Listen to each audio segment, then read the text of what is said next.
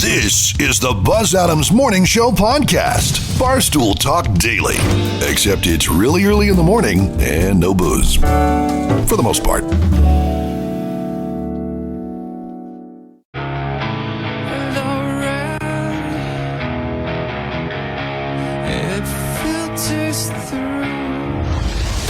Buzz Adams Morning Show, Monday through Friday, 5 to 10. KLAQ and KLAQ HD1, El Paso, a town square media station. Morning time is so early, but you gotta get out of bed. Brush your teeth till they're white and pearly. Comb the hair that's on your head. Morning time is so early.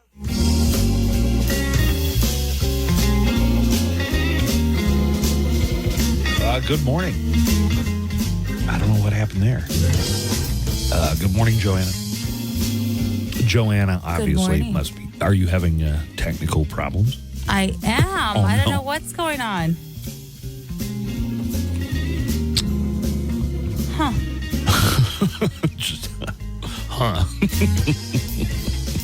That's okay. Good morning. Good morning.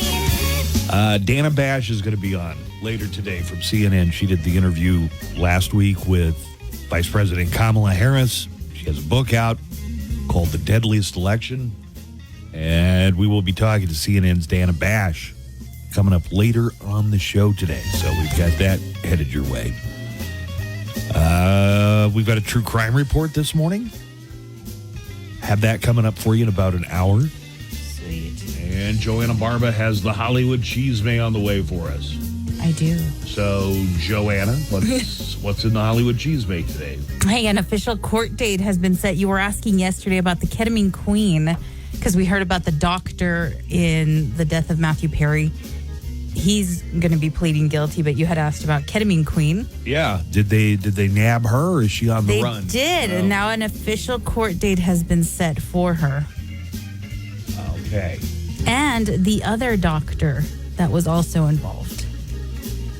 One of the doctors was already, we got that yesterday, and Matthew Perry's personal assistant, right? Yes. I mean, if I feel bad for anybody, I guess I feel bad for that guy. He was just like, hey, my boss told me to jab him with this needle, you know? Right? I do feel bad for that one. Like, he didn't know. Right. He wasn't encouraging Matthew Perry to take ketamine. He was just I don't know how you deliver ketamine, but he was injecting. Is that how you do it? They had to teach the assistant, the doctors, they had to teach the assistant how to do it because he didn't know how to. Yeah, so I guess I'm a little sympathetic. Of course, not knowing everything that went on, but right. I'm at least a little sympathetic toward the Matthew Perry's live-in assistant. As I mentioned, we got that true crime report coming up a little bit later. Let's check the weather, see if yesterday's forecast of sunshine and mid-80s is going to hold out for the week. This is the Golfers Forecast. It's brought to you by Painted Dunes Desert Golf Course. Yep, sunny. High temperatures are going to be mostly in the 80s for the most part this week. And not seeing much in the way of rain, just hardly worth mentioning. A couple blips here and there on the radar over the next several days. But for the most part, a lot of sunshine and about 20 degrees cooler than it was a couple of weeks ago. So nice. Yeah, at last, right? Nice. Sunny today, 89 is going to be the high temperature. Tomorrow, we will, cross over into the 90s a little bit. Let's put it right at 90 for tomorrow and sunshine. All in all, I give it A, maybe even A plus as far as getting outside, doing something active. Golf, for instance. This is the Golfers Forecast. It's brought to you by Painted Dunes Desert Golf Course. Set up all your tee times online at painteddunes.com, or you can call them on the Pro Shop, at the Pro Shop. That number is 915-821-2122 for Painted Dunes Desert Golf Course. Coming up Saturday, Joanna Barba from the morning show is going to be out. You can meet Joanna at Rise Federal Credit Union. That's at 1226 Gold Key Circle. Just for stopping by, you could win some great stuff, including tickets to Saturday's UTEP Minor Home Opener. So they go out and see you on Saturday at 9:30. 9:30 in the morning. Yep. Because I know you love getting up early on Saturdays, right? I do. Rise FCU is hosting their summer edition Rise Fest Saturday. They're holding their summer edition Rise Fest Saturday from 9:30 to 12:30 at both of their branches, but Joanna's going to be at the one at 1226 Gold Key Circle. A lot of fun activities, great promotions, and awesome giveaways, including Miners tickets for the game that night. Enjoy free ice-cold beverages, courtesy of Admiral Beverage. That's Joanna Barba at Rise Federal Credit Union, 9:30 this Saturday. And we're getting ready for some football. The Dallas Cowboys are going to be back on the air every week. Well, except for a bye week, I guess.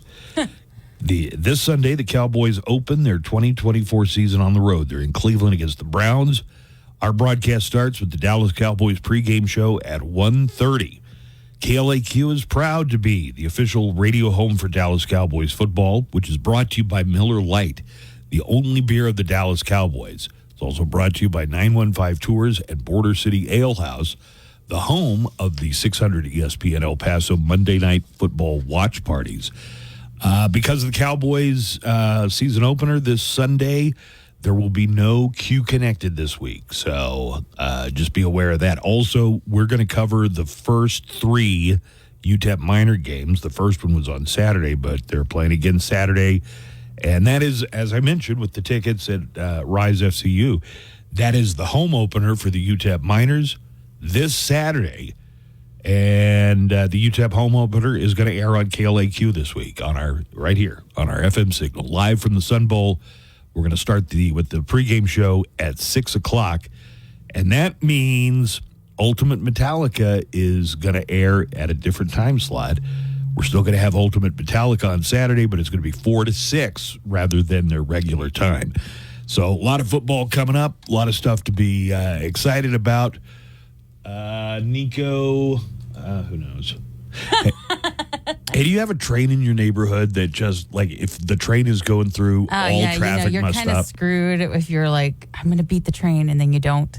And Right. You're like, crap. So there's a train track that goes, and there's, God, like the nearest point that there's a bridge or some way to get around it is like 4 miles away.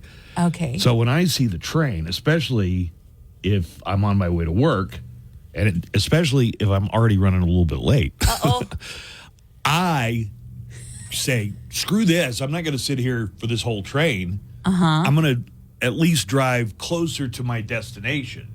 Okay. And who knows, I might get out in front of the train. Did you get out in front of the train? Did not, never. Oh, no. I ended up having to wait the same amount of time, but at least I was a couple miles closer, I guess. Sure, yeah. Oh, no. Boy, now you want to talk about a project. I wish El Paso would invest in some kind of overpass or underpass or something for the goddamn trains, We got to man. fix this problem.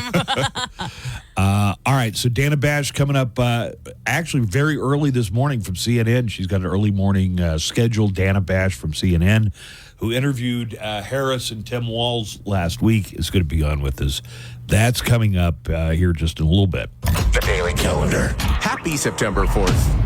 Today is Eat an Extra Dessert Day, and if you don't use that excuse to eat an extra dessert, you're probably an AI. It's also Global Talent Acquisition Day. It's a very PC-sounding title for job headhunter. And it's National Wildlife Day, a great time to observe and honor the world around us. Look at that little bunny. I'm a bunny. And that's your Daily Calendar. Hey, this is Daniel Paulus. I'll be along starting at 3 with everything from Ozzy to Pearl. Visit that's EIGHTbeer.com for the location nearest you. Drink responsibly. Oh, we're back. Buzz is back. Hey, right on, Buzz. Buzz in the morning show, 95.5 The Q.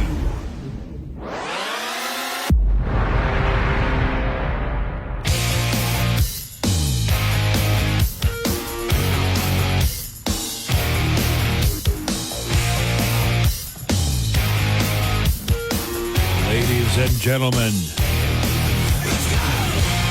Nico and Jimmy and has entered the building. What's wrong with you? What do you mean? The way you answered, hey, like that.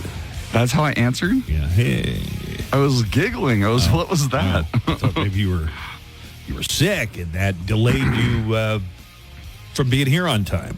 I'm feeling a little croaky today. A little croaky. All right. Yeah. My grandma just got COVID. Oh, no. How old's your grandma? 88. Mm-hmm. Everybody, how are the symptoms? Did she get vaccinated? She did get vaccinated, but I think for any 88-year-old, it's not. Yeah. It's way more serious than if a 18 or 28-year-old right, has it, for sure. Okay, well, we wish your grandma the best. Yeah. And now, today in sound clips. Oh, we got to talk about this later. I don't have a sound clip to go with it, but I can't include it here. One of the 1,000-pound sisters got arrested. I saw Tammy. Wait, did you watch that, Joanna? I did. Tammy. This says it was Amy. Oh, Amy. Yeah. Wrong sister. Wait, now the I'm all into 1,000-pound this. sisters, do they each weigh 1,000 Yeah, that's what I was going to ask. Together with a combined weight are 1,000 pounds. But they both have gotten the surgery, so they shouldn't be 1,000 pounds anymore. There is a lot of weird stuff about this. I guess they were at one of these animal parks where they let the zebras and the damn elephants out and whatever. And she says she got bitten by a camel. I'm not kidding. Of course she did. She got bitten by a camel, and when they were checking her out for her injuries, it says here, park employees noticed a suspicious smell and found marijuana and mushrooms sitting in plain sight in the car. Oh, my God. That's So I guess they narked him out. The park employees narked out one of the 1,000-pound sisters. Dang.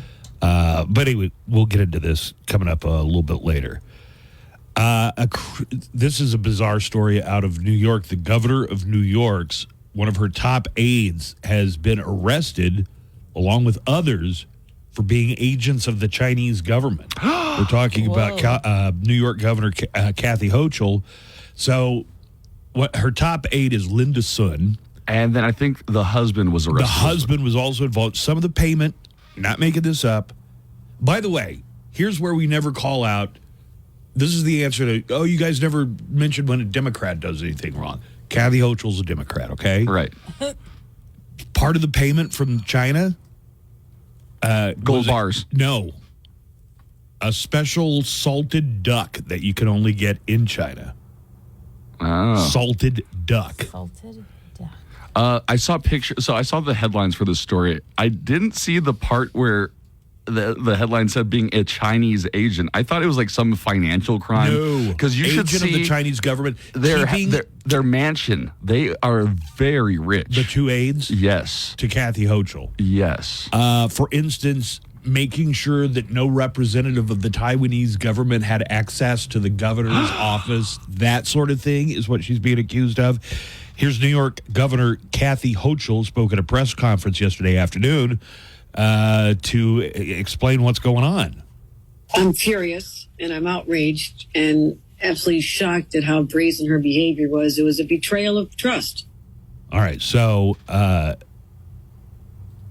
Kathy Hochul is not sticking up for her assistant, and it sounds like her duck may be salted, but her goose is cooked. How do you like that? I feel like you've been waiting all morning you to wrote say that one like an hour ago, and you were like, that was an inspiration. Sure. I promise it was. Sure. Governor Kathy Hochul said that they fired Linda Sun when they discovered that she was working as an unregistered agent of the Chinese government. And I'll tell you this, the second we discovered some levels of misconduct, we fired her. Okay. A man has been charged 4 counts of murder in a Chicago train shooting. Oh, this is a different story, right? We're moving on to a different story. Christopher Chin, who is the deputy chief of police in Forest Park, Illinois, revealed the name of the suspect charged with shooting and killing 4 people on a Chicago train as 30-year-old Ronnie S. Davis. Earlier this afternoon, 4 counts of first-degree murder were approved for a Mr. Ronnie Davis, 30-year-old male from Chicago. And here is the Illinois State Attorney, Kim Fox, who says there has to be a focus on making citizens safe when they're on mass transportation or really anywhere. There is an absolute urgent need to address safety in our communities. We should be free to ride the train, to do yard work, gather with friends on a front porch. Public transportation should be a safe space for everyone. All right. Again, Illinois State Attorney Kim Foxx talking about how well the DNC went a couple of weeks ago, and it was in Chicago. We lived up to our reputation of being a world-class city and what we know our communities can be. And the incidents over the last 24 hours is a stark reminder of how far we still have to go. I imagine they had some security protocols in place at the DNC that they don't have on every commuter train, the L or whatever it is in Chicago. Thieves stole guns worth over $134,000 from a firearms museum in Australia. Here is check this out. Here is Detective John Watson. I'm glad to see he finally got a promotion. Is Holmes anywhere in the picture? Here's Detective John Watson breaking down the theft from the Firearms Museum. 27 handguns were stolen from the museum. The offenders have shown some very good planning and ability to escape the scene fairly quickly. God, don't you just love that accent? I know. I forget what they're talking about because I'm. And then he went and put a shrimp on the barbie. Ryan Seacrest is set to take over as the host of Wheel of Fortune. Ryan Seacrest says he had to play a lot of mock Wheel of Fortune to get the job down. We have played mock Wheel of Fortune games in many cities across America, depending on where I am, on conference tables, in meeting rooms. We've had makeshift wheels and makeshift contestants for months, just to sort of get the gameplay down and the time and the pacing down, and hopefully it all pays off. Seacrest talked about working with Vanna White on Wheel of Fortune. It's out of body for me, to have watched Vanna and watched this show and Pat and what they've built with audiences across this country and what this show means to people in their living rooms every night and their families and generations of people who have watched this show. It is a very special thing that just doesn't exist anywhere else. Jelly Roll is in the news. He and his wife, Bunny XO, just celebrated their 8th anniversary this past weekend. So we're going to hear from Bunny XO. And I want you to listen Bunny, I love her. Is Bunny XO, is that a stage name? No, it's a family name. Oh. Zoe XO? Are we saying it? No, I'm kidding. I don't know. Wait, Joanna. She fooled you for a second? You thought it was some kind of Chinese name or something? Kind of. Bunny Show. Zo. Listen to how she refers to Jelly Roll, who she's been married to for 8 years. Okay, this is the first time I ever met Jay. I was just so drawn to him. Did you Jay? Oh, Jay, yeah. She's Harley Quinn. Mr. J. Yeah, she's Harley Quinn to Jelly Roll's Joker. Okay, this is the first time I ever met Jay. I was just so drawn to him. After the initial meeting in 2015, Jay and I started talking around 2016. I had broken up with my dude that I was with. Fast forward from April to July, Jay and I had been like phone friends, talking all the time. Jay had hit me and was like, hey, I'm gonna come out to Vegas to film some music videos. I was like, come on down. So July, he shows up at my house and this was our very first kiss, and it actually got caught on camera, which I think is so special. A month later, he proposed to me on stage at a Deftones concert in Las Vegas. How rock and roll is that? Pretty rock and roll. That is pretty rock and roll. She calls him Jay because his name's Jason. Oh, yeah. Okay, I thought the J was for Jelly Roll, but I guess it could be for Jason as well. Mr. J. Coming up, Dana Bash from CNN. We're going to have Dana Bash talking about her book, The Deadliest Election. And no, she's not talking about the 2024 election in that book title.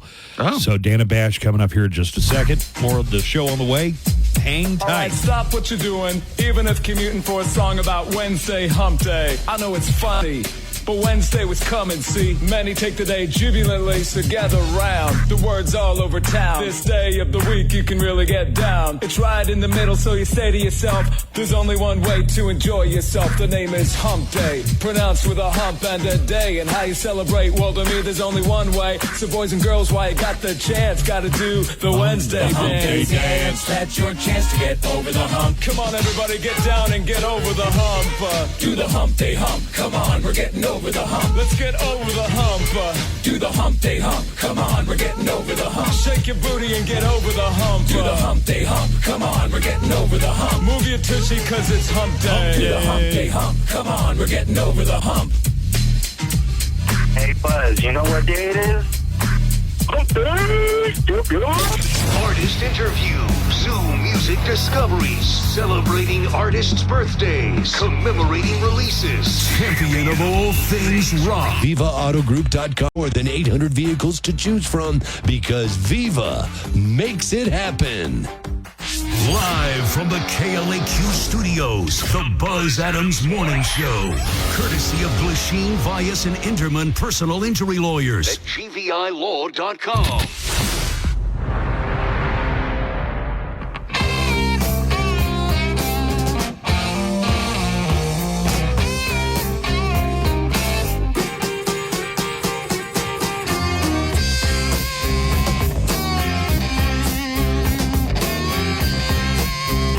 I think we've got a couple of days left that we're registering for the Chris Jericho Rock and Wrestling Rager at Sea. It's a code word contest, so we're going to tell you about code words coming up. Let me check and see if we have Dana Bash ready to go. Yes, we do. We have Dana Bash and we have David Fisher. Is this my buddy? Awesome. Is this my buddy Michael? No. This is Bill today. Hey, all right, Bill. Thank you. I can be Michael if you want, though. I don't actually, Bill. I'm just kidding. I'm just pulling your leg. Good morning, Dana Bash. Welcome to the show. Good morning. Dana Bash is the host of Inside Politics on CNN, co-anchor State of the Union, and nabbed that Kamala Harris interview last week. And David Fisher is a best-selling author. And this book is called the Deadliest Election or the Most Dangerous Election. I have short-term memory problems. America's Deadliest Election, Right. a cautionary tale of the most violent election in America's history. All right. So you got together with David. David, you got together somehow with Dana Bash, and you told her about this. People seeing the headline would think, oh, they're talking about the 2024, yeah, of course. They're talking about the 2024 election, but it's not. It's the 1872 gubernatorial election. David, can you tell us more about it? Well, we actually are talking about the 2024 election. When you read the book, the parallels between that election and what we are going through now are astonishing. In places, word for word, people saying exactly the same thing. And the point of the book is, look, here's where we are. Here's what history tells us happens. And we need to pay attention because this election in 1872 changed America. In this Louisiana election in 1872 changed the entire country for a century. So in 72, we're, 7 or 8 years out from the Civil War. Reconstruction's going on. Reconstruction, a lot of tension probably going on. Set the scene for us a little more. Dana? Yes, I mean, tension is an understatement. The South lost, but that lost the war, but they were still grappling with losing their way of life. And, their way of life was code in many places for making sure that white people were still the dominant force in society. And they realized after one election in 1868 where Republicans, the party of Lincoln back then, who were for freedoms and civil rights for Black Americans, they won big. And they won big because of these new voters, these Black voters. And the segregationists said, whoa, wait a minute, we can't let this happen. And they realized the way to stop that was to stop Blacks from voting. And that is where they started with disenfranchisement, intimidation, all these ridiculous quizzes and tests that they imposed on Blacks who were trying to vote, and then actual violence and in some cases murder. And so the system got so corrupted in the election of 1872 that it was impossible to know who really won because the votes were a mess. And then the violence got worse. The leaders, instead of conceding, decided that they were actually in charge. There were actually 2 governors inaugurated, 2 legislatures inaugurated, sworn in, and panels of judges sworn in that were competing. And this went on for months and months and months and months. And as part of this, the violence got so bad, there was a massacre, the Colfax massacre. 150 Black men were murdered. And in an attempt to adjudicate that, it went to the federal courts, up to the Supreme Court. The Supreme Court and the Cruikshank decision said the federal government does not have a right to determine civil rights in states. And that was the beginning of Jim Crow for 100 years. What you're describing, the intimidation, the violence, was not just happening in Louisiana. It was happening all over the South and even places in the North in 1872, I imagine. Right, David? Well, what makes Louisiana and this story just a bit different is the incredible way it paralleled in exactly what we're going on today. They had crowds in the streets in New Orleans shouting, "Hang him, hang him." They had the methods that Dana was talking about to prevent people from voting were exactly the same methods that are at least accused of being used today. It even got down to the point in 1876 as a result of this that in counting the votes for president, the role of the vice president was debated. Did he have the power to manipulate electoral votes? I mean, exactly the same. Wow. Yeah, this is pretty incredible. So how do you try to interfere with the peaceful transfer of power? How do you try to interfere with that and you're still allowed to run? Nobody's explained that to me to my satisfaction. You think you need to take it up with the primary system? Republican Party, you have a word. Right. I mean, that's the way we elect presidents. We do it through the party system. But I thought there'd be something in place where it'd say, all right, you did this.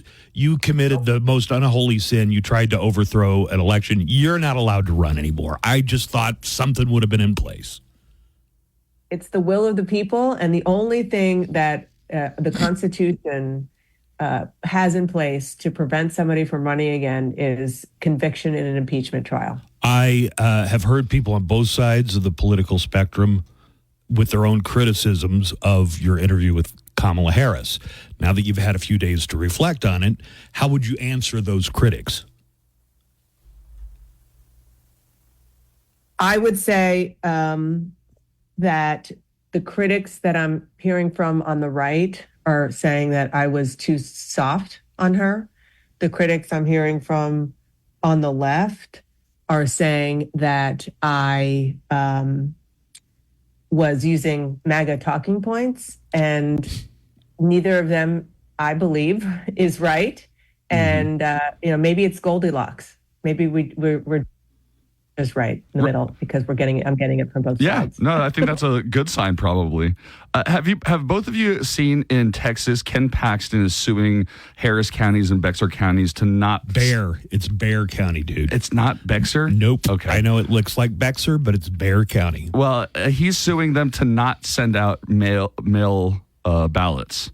Do you see that impacting the election at all? Is that for me? Yes, or both of you. I mean, absolutely.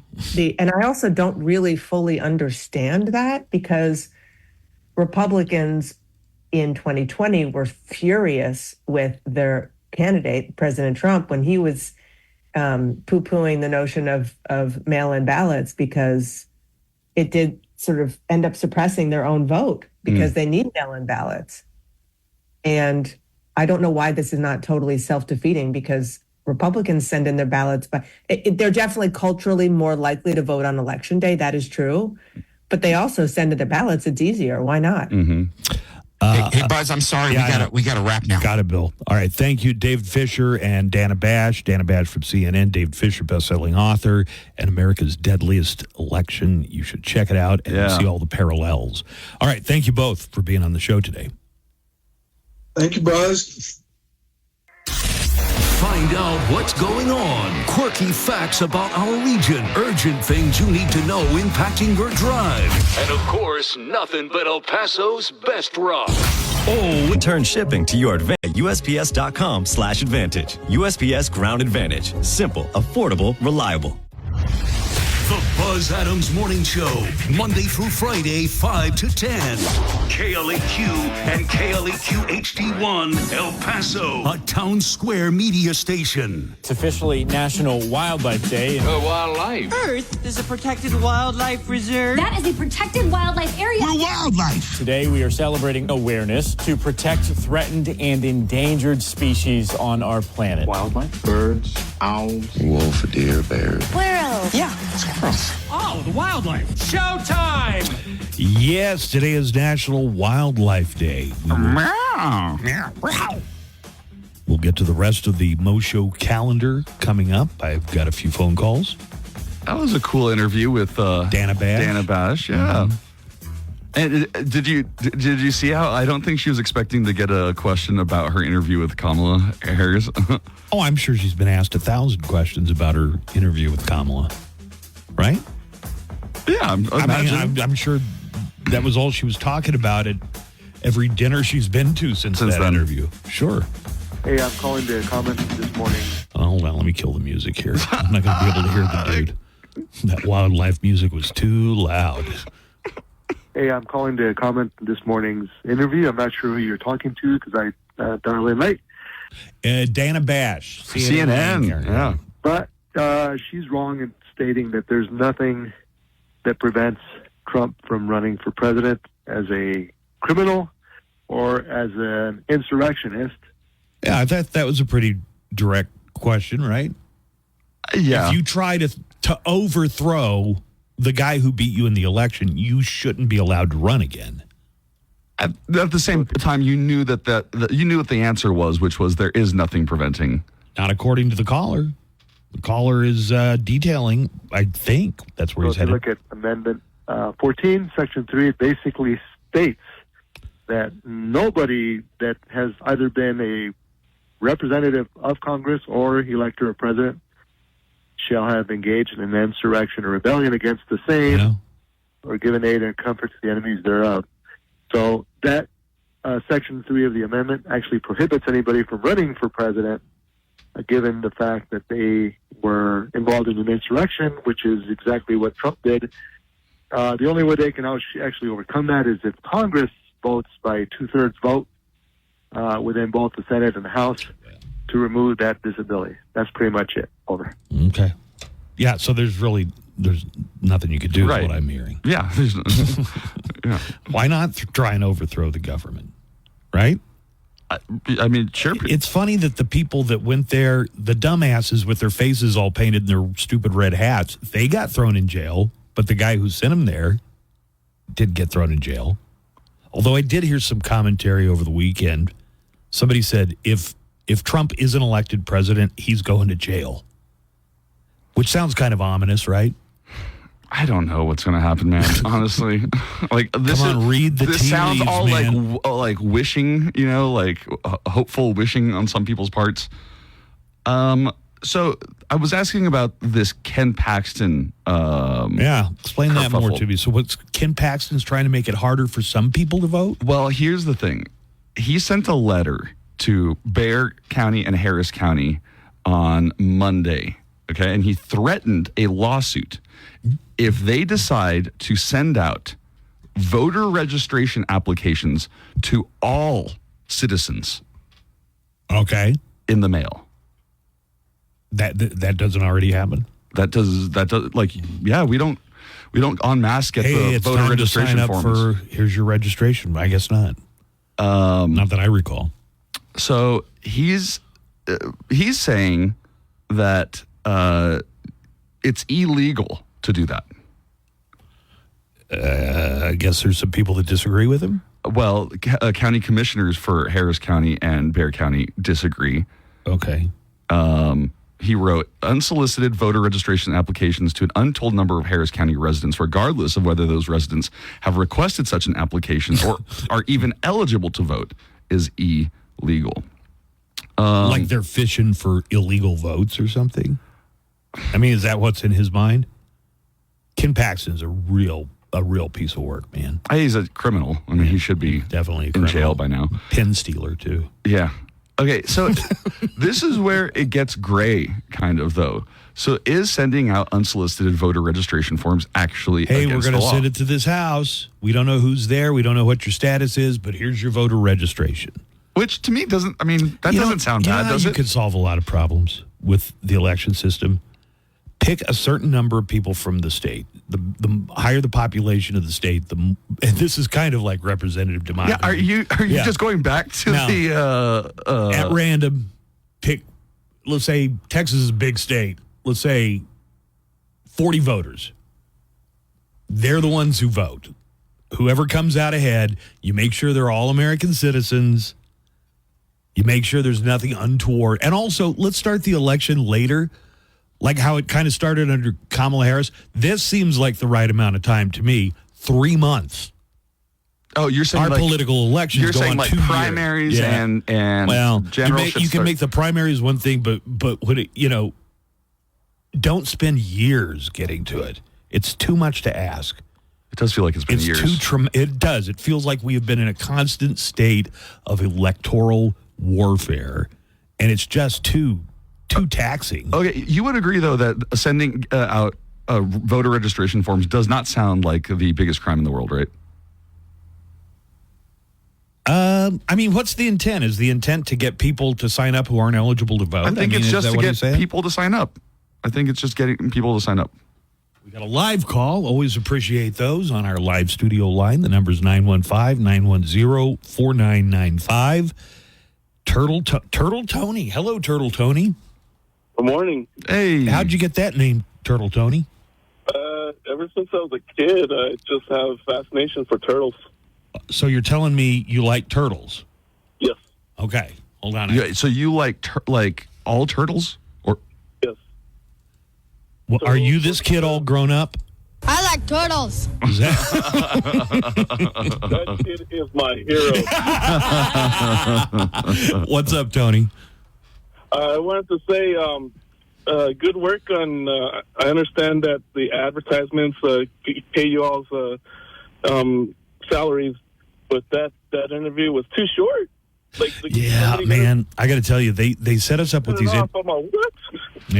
They set up these interviews, Tony, and the people, like, for instance, Dana Bash today is doing one right after the other. Like, she's calling into like hundreds. If I've got an angle, I'll try and get, I think 20 minutes is there. They usually give us like 8 or 9 minutes tops, Tony. Yeah. Anyway, check out the book. It looks fascinating. Yeah, it's in bookstores now. Appreciate it, Tony. No problem. Have a good day. All right. Turtle Tony. Loves them, Tony. Loves I them like turtles. Okay, so I just want to get to this real quick. So actually sending out voter registration forms I like turtles. might be illegal. Oh, okay. So Paxton. It's a gray area, okay? Because if any non-citizens or felons fill out that form because they received it from the county. You have aided and abetted. You have induced them into breaking the law. Are you saying Ken Paxton is right? I'm not saying anything. I'm saying it's a gray area. And I just don't see anything wrong with... I see something wrong with felons and people who aren't eligible. Well, there's some states, and Florida is one of them. Florida was one of the first who want to give felons their right to vote back. They want to re-enfranchise. We know who they would vote for. Thug life forever. Morning, Buzz. Hey, Buzz, didn't you have a guest on not too long ago talking about this subject? He actually wrote a book. I don't know if I heard it on your radio show or on another radio show or another podcast, but I remember hearing this guy that wrote a book about this. It was your friend from college. Yeah, that was my friend from college. He talks about how lobbyists and stuff are practically or for sale, you know, for stuff like this. Anyways, if y'all couldn't enlighten us, I swear it was your show, man. Anyways, have a great day. Bye-bye. Yeah, It was absolutely. your friend from Rice. Yeah, so it's Casey Michel. Michel. That's right. And his book, Foreign Agents, actually just released this week or last week. I saw him put a bunch of posts. But he had a book a few years ago that was really influential. Too, yeah, called American Kleptocracy. Yeah. And the Foreign Agents book is about the influence of foreign powers in the American democratic system and how. Now that's different than what's going on in the state of New York. So one of the governor of New York, Kathy Hochul, a Democrat, one of her top aides, has been found to be an agent of the Chinese government. Mm-hmm. Now, you know, I think it could be related.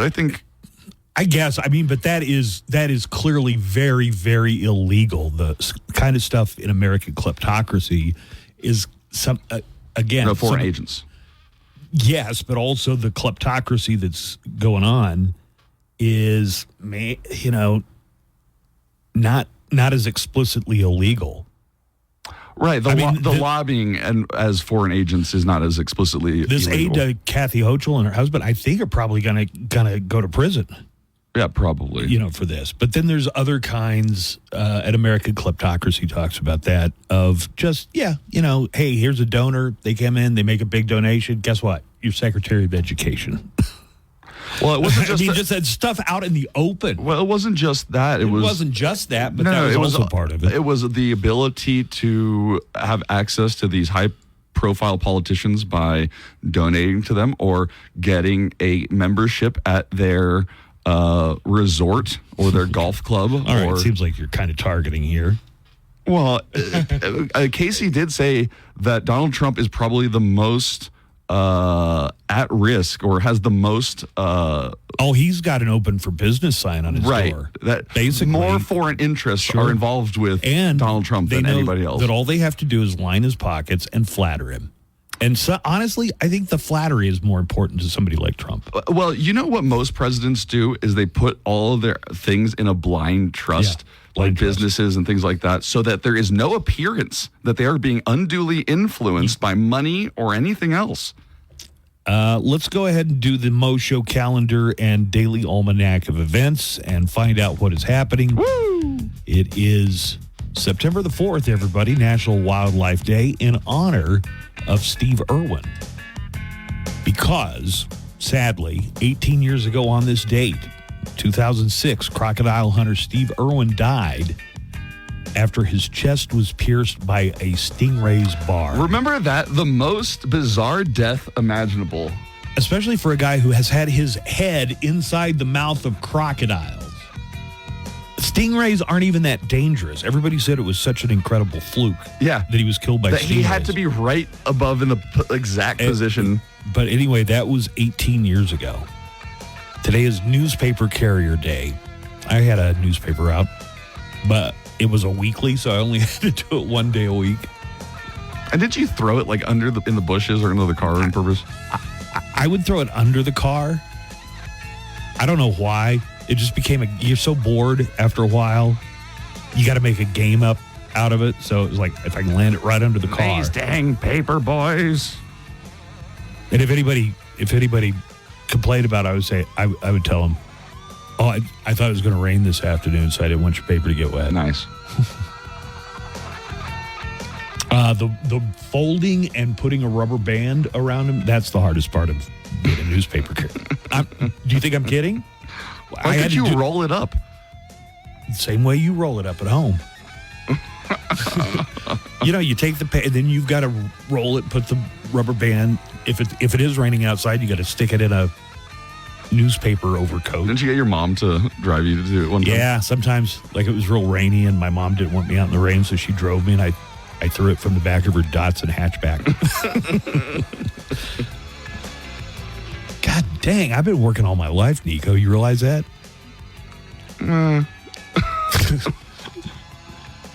Comedian Whitney Cummings is 42 today. Love her. She does a lot of the roast, but I I don't remember. It's like Nikki Glazer stole all the highlights from the Tom Brady roast. I don't even know if Whitney Cummings was there or not, but she does a lot of them, right? She does. She wasn't there for that one. Beyonce is 43.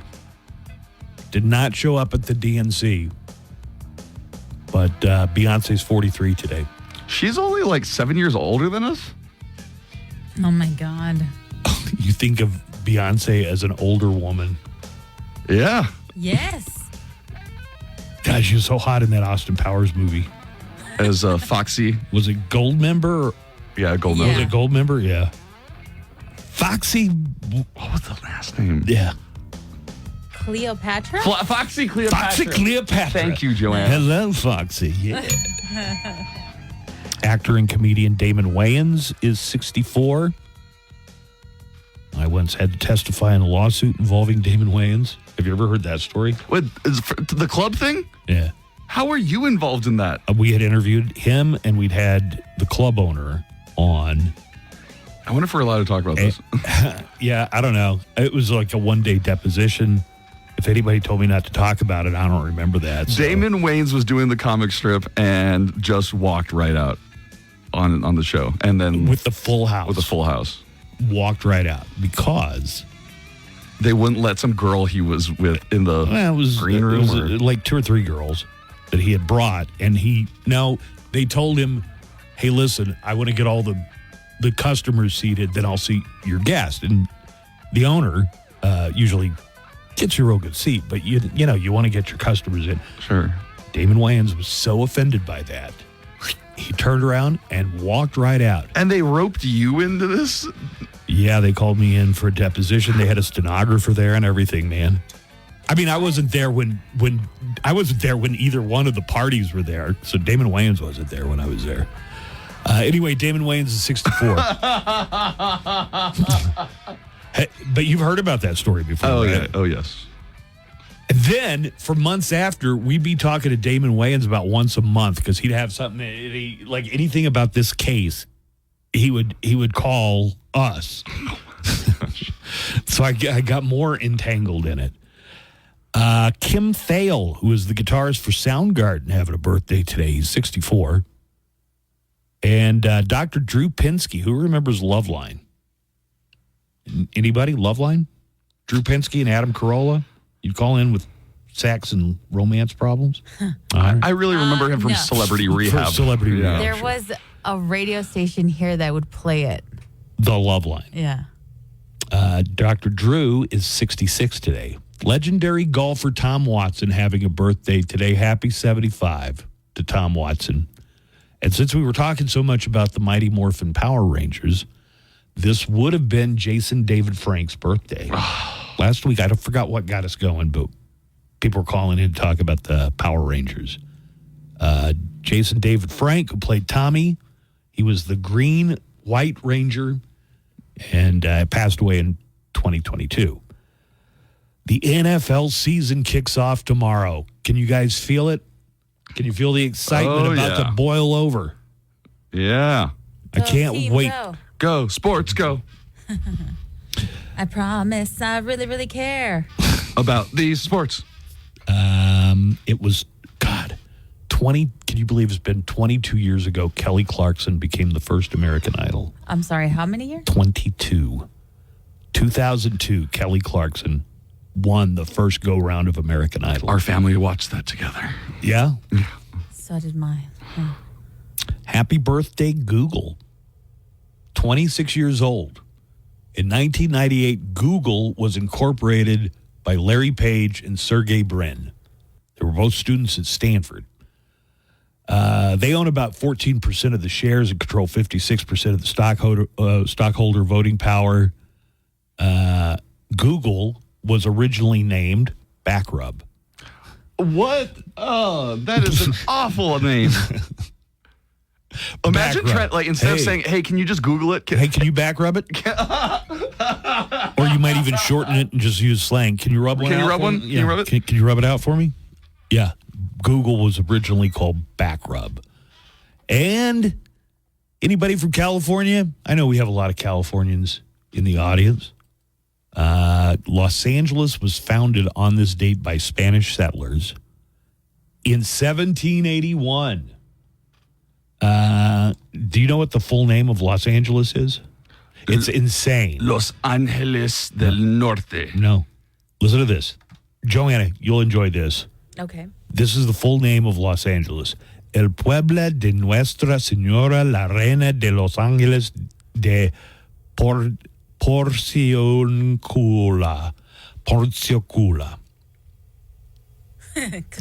El Pueblo de Nuestra Señora la Reina de Los Ángeles de blah, blah. All right. Now let me show you how it's done. All right.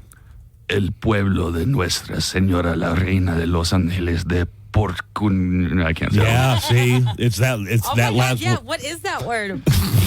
Like, it almost looked like porcupine when I started reading and it. Did you see in the translation, it doesn't even translate that word? That's a place its own name. word. Yeah. And now, great moments in history. September 4th, 1781, the City of Angels, Los Angeles, is founded. Today, we claim this area of land. It will be called El Pueblo de Nuestra Señora, la Reina de Los Ángeles de Porciúncula. Now hold on a second, man. This hood right here, Crenshaw and Ford, that's probably the warlords, man. The baddest gang in L.A. You better recognize Padre. Hell yeah, warlords, west side. Okay. As a regalo, a gift, we'll let the warlords keep Crenshaw and Ford. That's what we fought for. While you at it, senor, why don't you hand over those new high-top leather hunting boots, man? Ay, Dios mío. That's what I'm talking about. Can my angels get along? This has been Great Moments in History. I'm Daniel Paulus, and whether you're wrapping up your workday, per gallon bonus on code 2024 for 25 cents per gallon bonus. That's code 2024. Local and loco. Don't you know I'm loco? The Buzz Adams Morning Show, 95.5 KLAQ. All right, coming up, we are going to have a true crime report. Time to get to the true crime report. Joanna's going to have the Hollywood Cheesemade. The sequel to Beetlejuice comes out on Friday. You excited about this one? Yeah. All right. Who first had the idea, hey, let's take a movie franchise that hasn't been around for 35 years and let's just start it back up again? And let's bring it back. Pretty sure in the golden age of Hollywood, they remade the same movies from the silent era or Good point, Nico. Yeah. Sure, they've done remakes of the same movies for over a century, for sure. I'm talking about like when, after 35 years, we need new Ghostbusters. Oh my God! Did you see that the Beetlejuice musical is coming to El Paso? No, that's cool. I'm so excited. Like with songs and everything. Yes, Is Deo the big dance number? God.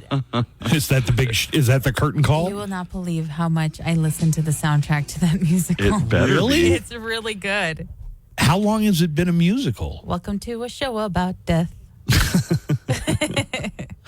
I didn't know they turned it into a play. The dude that plays Beetlejuice, like in the original Broadway one, was really good. Well, I mean, he's no Michael Keaton. Interesting factoid. Tim Burton had another actor in mind. And I have that and 15 other Beetlejuice facts.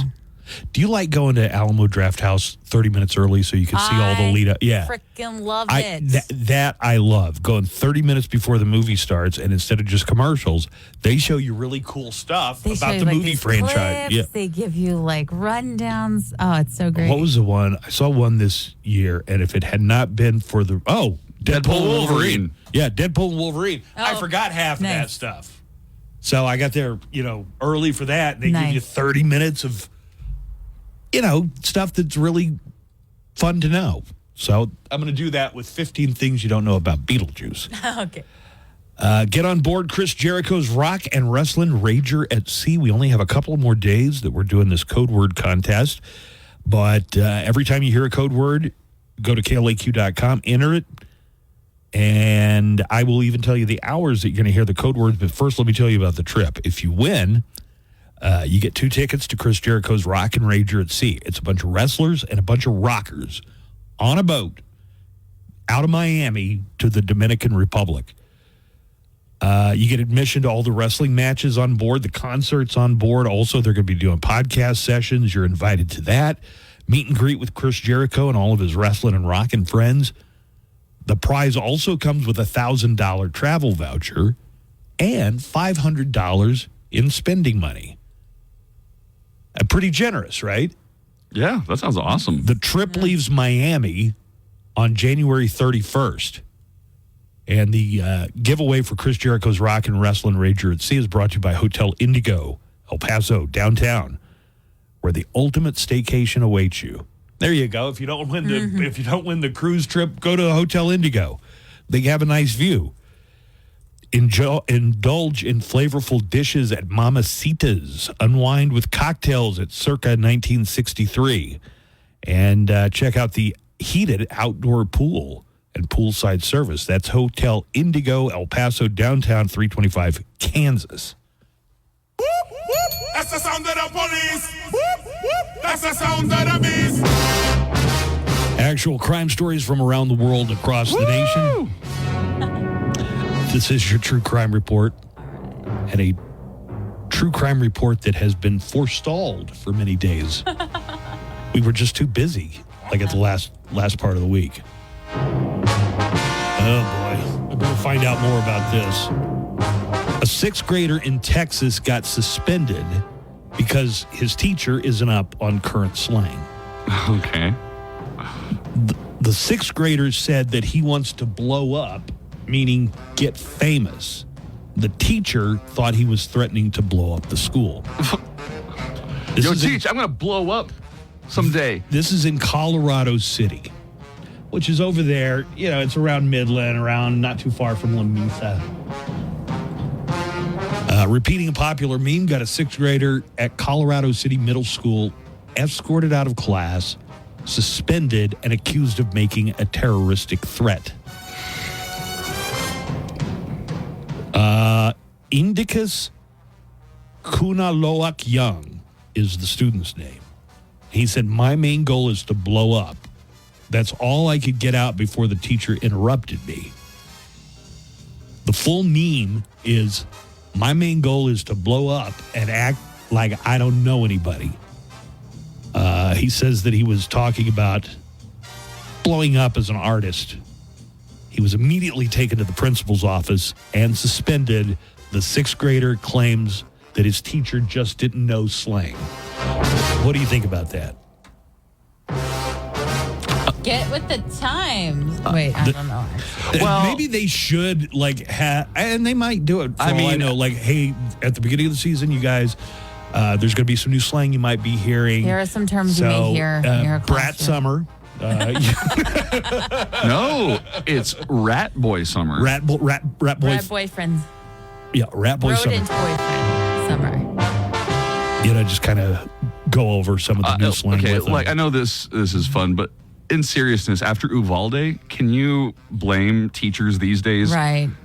Just at any moment? That's a good point. Yeah. Sure, in retrospect. But if you hear somebody say blow up. Did you guys have bomb threats at your school? Yes. How many?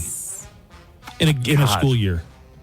Half a dozen at mine. Wow. And they would make us all go outside, wait out, until every single time it turned out to be. We had a code false system, alarm. So it was like code blues or something, and you had to shelter in place. And I remember having a lot of those. We had a lot of those, yeah, for sure. We had a lot of code blues. At my middle school, we had a bomb threat. I'm talking about bomb threats. Somebody calls in a bomb threat, have planted a bomb. They take the kids, they shut down the classes. I swear, some people do it just to get out of a test, I think. Well, I don't think bomb threats are that common anymore. Maybe not, but they were, 6 times a year. Well, because you didn't have caller ID. You had a rotary phone. A man in North Carolina got caught trafficking drugs after he fell asleep in his Tesla. Now, just to be clear here, the Tesla was driving itself. It was a self-driving Tesla.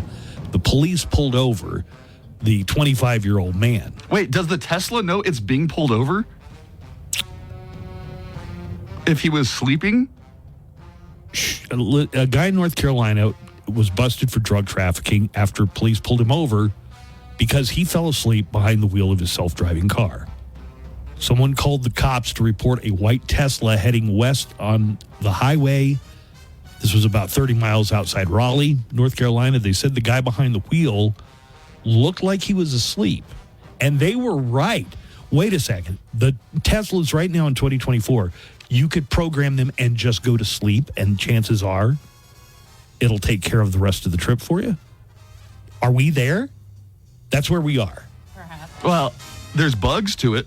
Like, they don't work completely 100% Well, of the time. police caught up with him on the highway and confirmed that he was sleeping. They blared their siren to get his attention. That didn't wake him up. So after about a mile, they got in front of him, not to like sideswipe him or roll out a pit maneuver or nothing like that. They got in front of him so that they could engage the autopilot sensors to make him stop. So I guess they figured out this is a Tesla. It's probably driving itself because that dude is out. So we're going to get in front of it, and maybe that'll wake him up. It did. They searched the man's car and found a ton, I don't know, probably not a literal ton, but they found a bunch of vape pens loaded with THC, ecstasy, and meth. Joanna, did you know they make meth vapes now? I did not. No.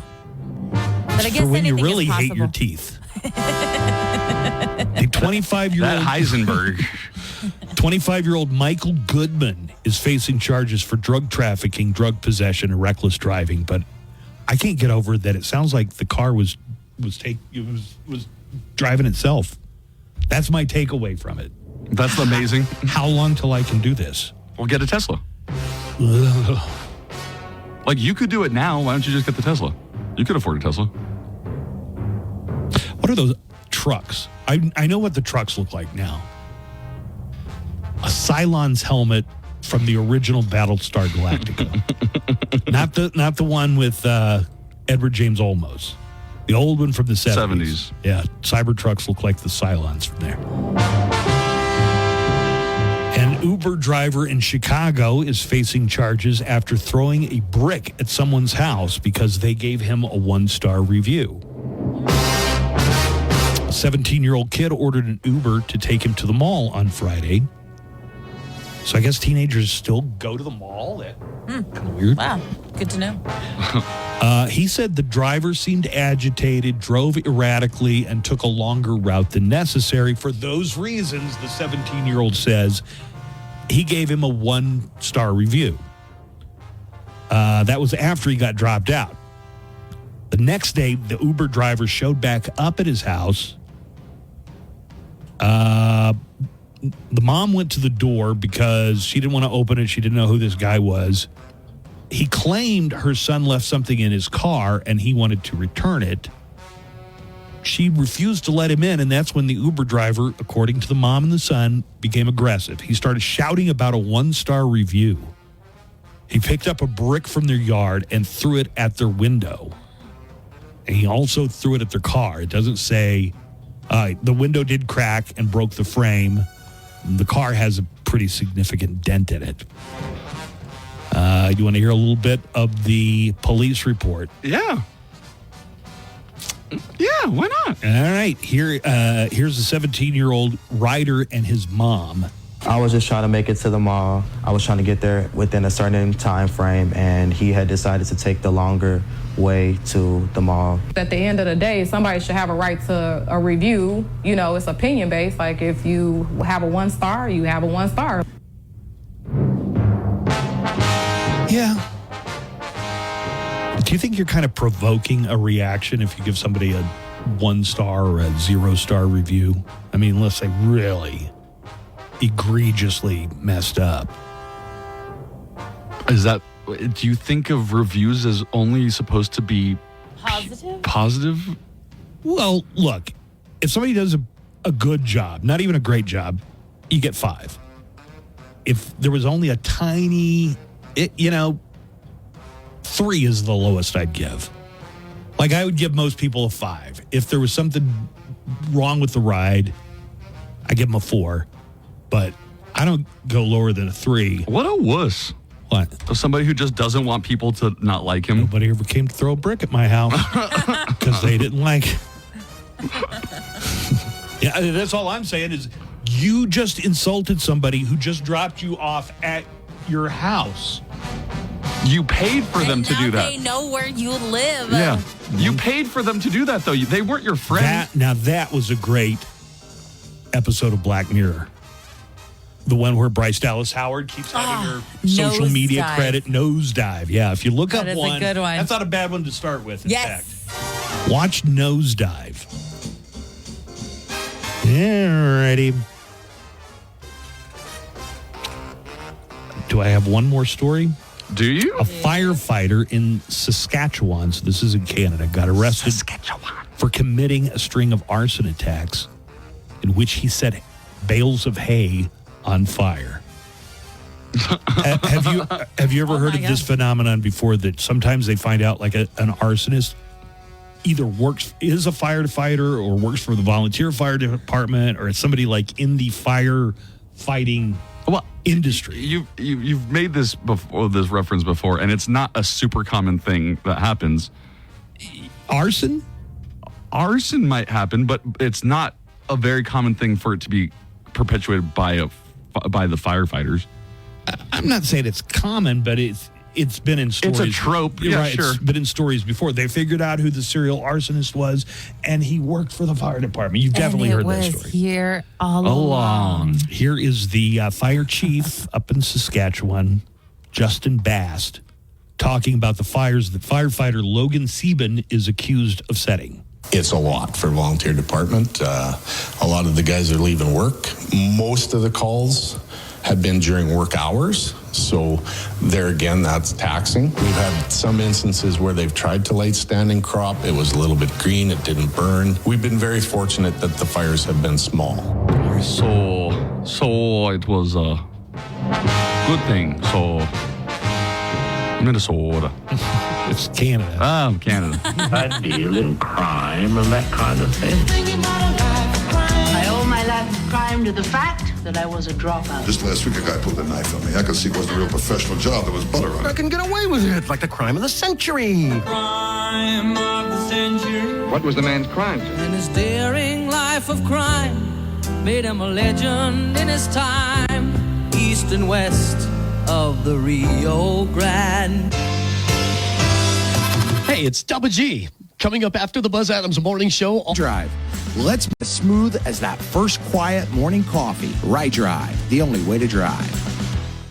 Live from the KLAQ studios, the Buzz Adams Morning Show. Courtesy of Glasheen, Vyas, and Inderman Personal Injury Lawyers at GVILaw.com.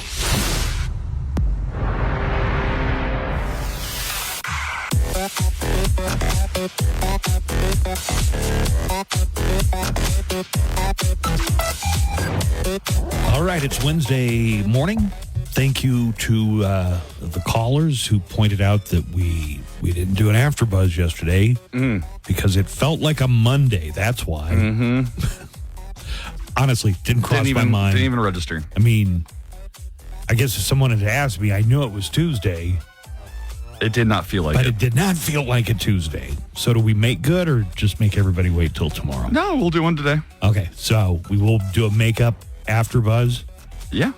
Okay, do it. Good. All right. If you subscribe to our AfterBuzz, you won't miss it. Well, you won't miss any that we actually do, but it'll go direct. You know what I mean? Yeah. If you're, please subscribe. Yeah. Yeah. Please subscribe. So you automatically get them. NFL season tomorrow. They're going to have a special on NBC, NFL Eve tonight. Yes. Starting at 8 o'clock, NBC, the 1 hour special, NFL Kickoff Eve. You excited? Yeah, I'm ready for the football season to start. I was happy that the college football season started. There's voting going on for the Rock and Roll Hall of Fame, and this is the Voice Your Choice poll for fans. Visitors to the Rock and Roll Hall of Fame can vote on who they want to see inducted. So here are the, I'll give you the 4 leaders, okay, for the fans' choice for the Rock and Roll Hall of Fame. Also, as soon as I mention these bands, a couple of them you're going to go, they're not in the Rock and Roll Hall of Fame. Iron Maiden is leading the votes. Number 1. How is Iron Maiden not in the Hall of Fame? Yeah, how are they not in the Rock Hall? Do they have beef with them? Maybe there's like some personal stuff. People think that the heavier the metal, the longer it takes the Rock and Roll Hall of Fame to give you your. Metallica's in, isn't it? Metallica's in. Rage Against the Machine is in. Crazy. Ozzy's in. Black Sabbath is in. So Ozzy's in twice. Iron Maiden, Blink 182, then Styx. You guys probably don't remember Styx as well, but they were really huge when I was in like 5th grade. Are they the ones that do, Babe, I love you? Babe, I love you. Are they the ones that do Come sail away, come sail away, come sail away. Who sings Thank You Very Much, oh, Mr. Roboto? Domo arigato, Mr. Roboto. That's Styx. Oh, nice. Good job. Yeah, Styx ought to be in there. I'd rather be a blue-collar man. Yeah, Babe, Styx. I love you. Babe, I love you. Babe is in there. I love that song. I'm sailing. Wow. Okay, they have a lot of hits.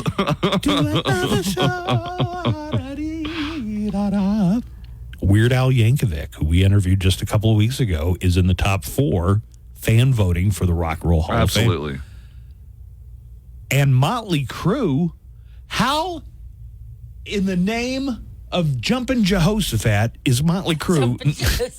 How is Motley Crue not already in the Rock Hall of Fame? That's one I thought would already be in. Yeah. I think the rule is you can't go in until 20 years after your first album release. Yeah. Well, it's been not quite, almost 40 years. Uh-huh. Yeah, but you know what? I bet it's been 40 years. So twice the time that it should have taken to get Motley Crue into the Rock Hall of Fame. Criminal. Some of the other bands that have votes in the fan voting, Weezer. Listen, Weezer, I like Weezer a lot, but Weezer should not be in there before Iron Maiden or Styx for that matter. Isn't Eminem in it? Yeah, Eminem's in there. Missy Elliott. I swear to God, Justin Bieber's going to be in someday, and Iron Maiden's still going to be on the outside. Boston. Yeah. Boston. Can you name a Boston song? God, you're the worst. More than a feeling. Oh, that's not. And I begin dreaming. I see my Mary Ann walking away. Hey. God, how many listeners would we have if we never sang on the air? Probably like 20,000 more listeners who just cannot stand to hear us sing. Right. Sorry. Pink, guys. Pink. Guys, come on. Although that, I want to, the one from Alvin and the Chipmunks. What? The Squeakquel. Alvin and the Chipmunks. Okay. I'm a rock star. Hey now. No. The Pink song. You know what I'm talking about. Hey now. No, I'm still a rock star. I got my rock moves. That one? Yeah, that one. Na na na na na na na na. I only know that as it's being sung by the female chipmunk, whatever her name is, because we had that soundtrack in my car when my daughter was little. Snoop Dogg, I'm not surprised, getting votes. Linkin Park, Alice in Chains, Jethro Tull. Listen, I see a lot of great bands here. How is Motley freaking Crue not in the Rock Hall of Fame? How is Iron Maiden on the Rock Hall of Fame? The Rock Hall of Fame is not really a Hall of Fame for rock anymore, is it? Let's go ahead and let Missy Elliott. Yeah. Nothing against Missy Elliott. No, of course not. Wonderful. I love Missy Elliott. Oh, snap.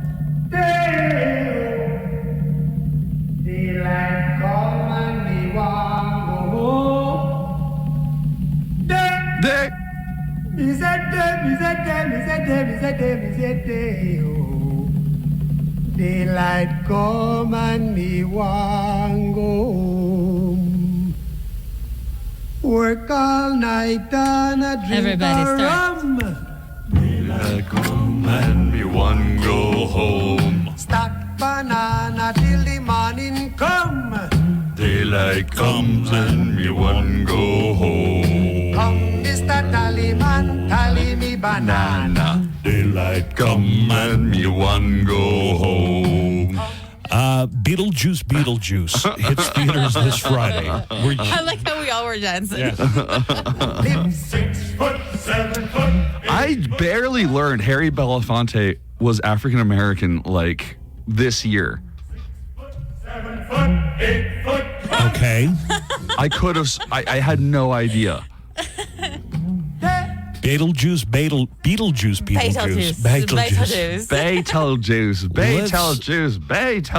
Let's take a look at interesting facts about the 1988 original Beetlejuice. That spawned a musical I didn't know that. that's coming to El Paso. And a lot of messages in the app chat are all like, will Lauren Boebert be coming to the musical? as Oh, well? that's right. That's what she was at whenever the... She throwing out free handies? Did you know that Beetlejuice won an Oscar? Oh. At the 1989 Academy Awards, it won the Oscar for Best Makeup. Makeup. Nice. Yeah. I would say that, yeah. Bunch! Angelica Houston was originally cast to play Delia Dietz.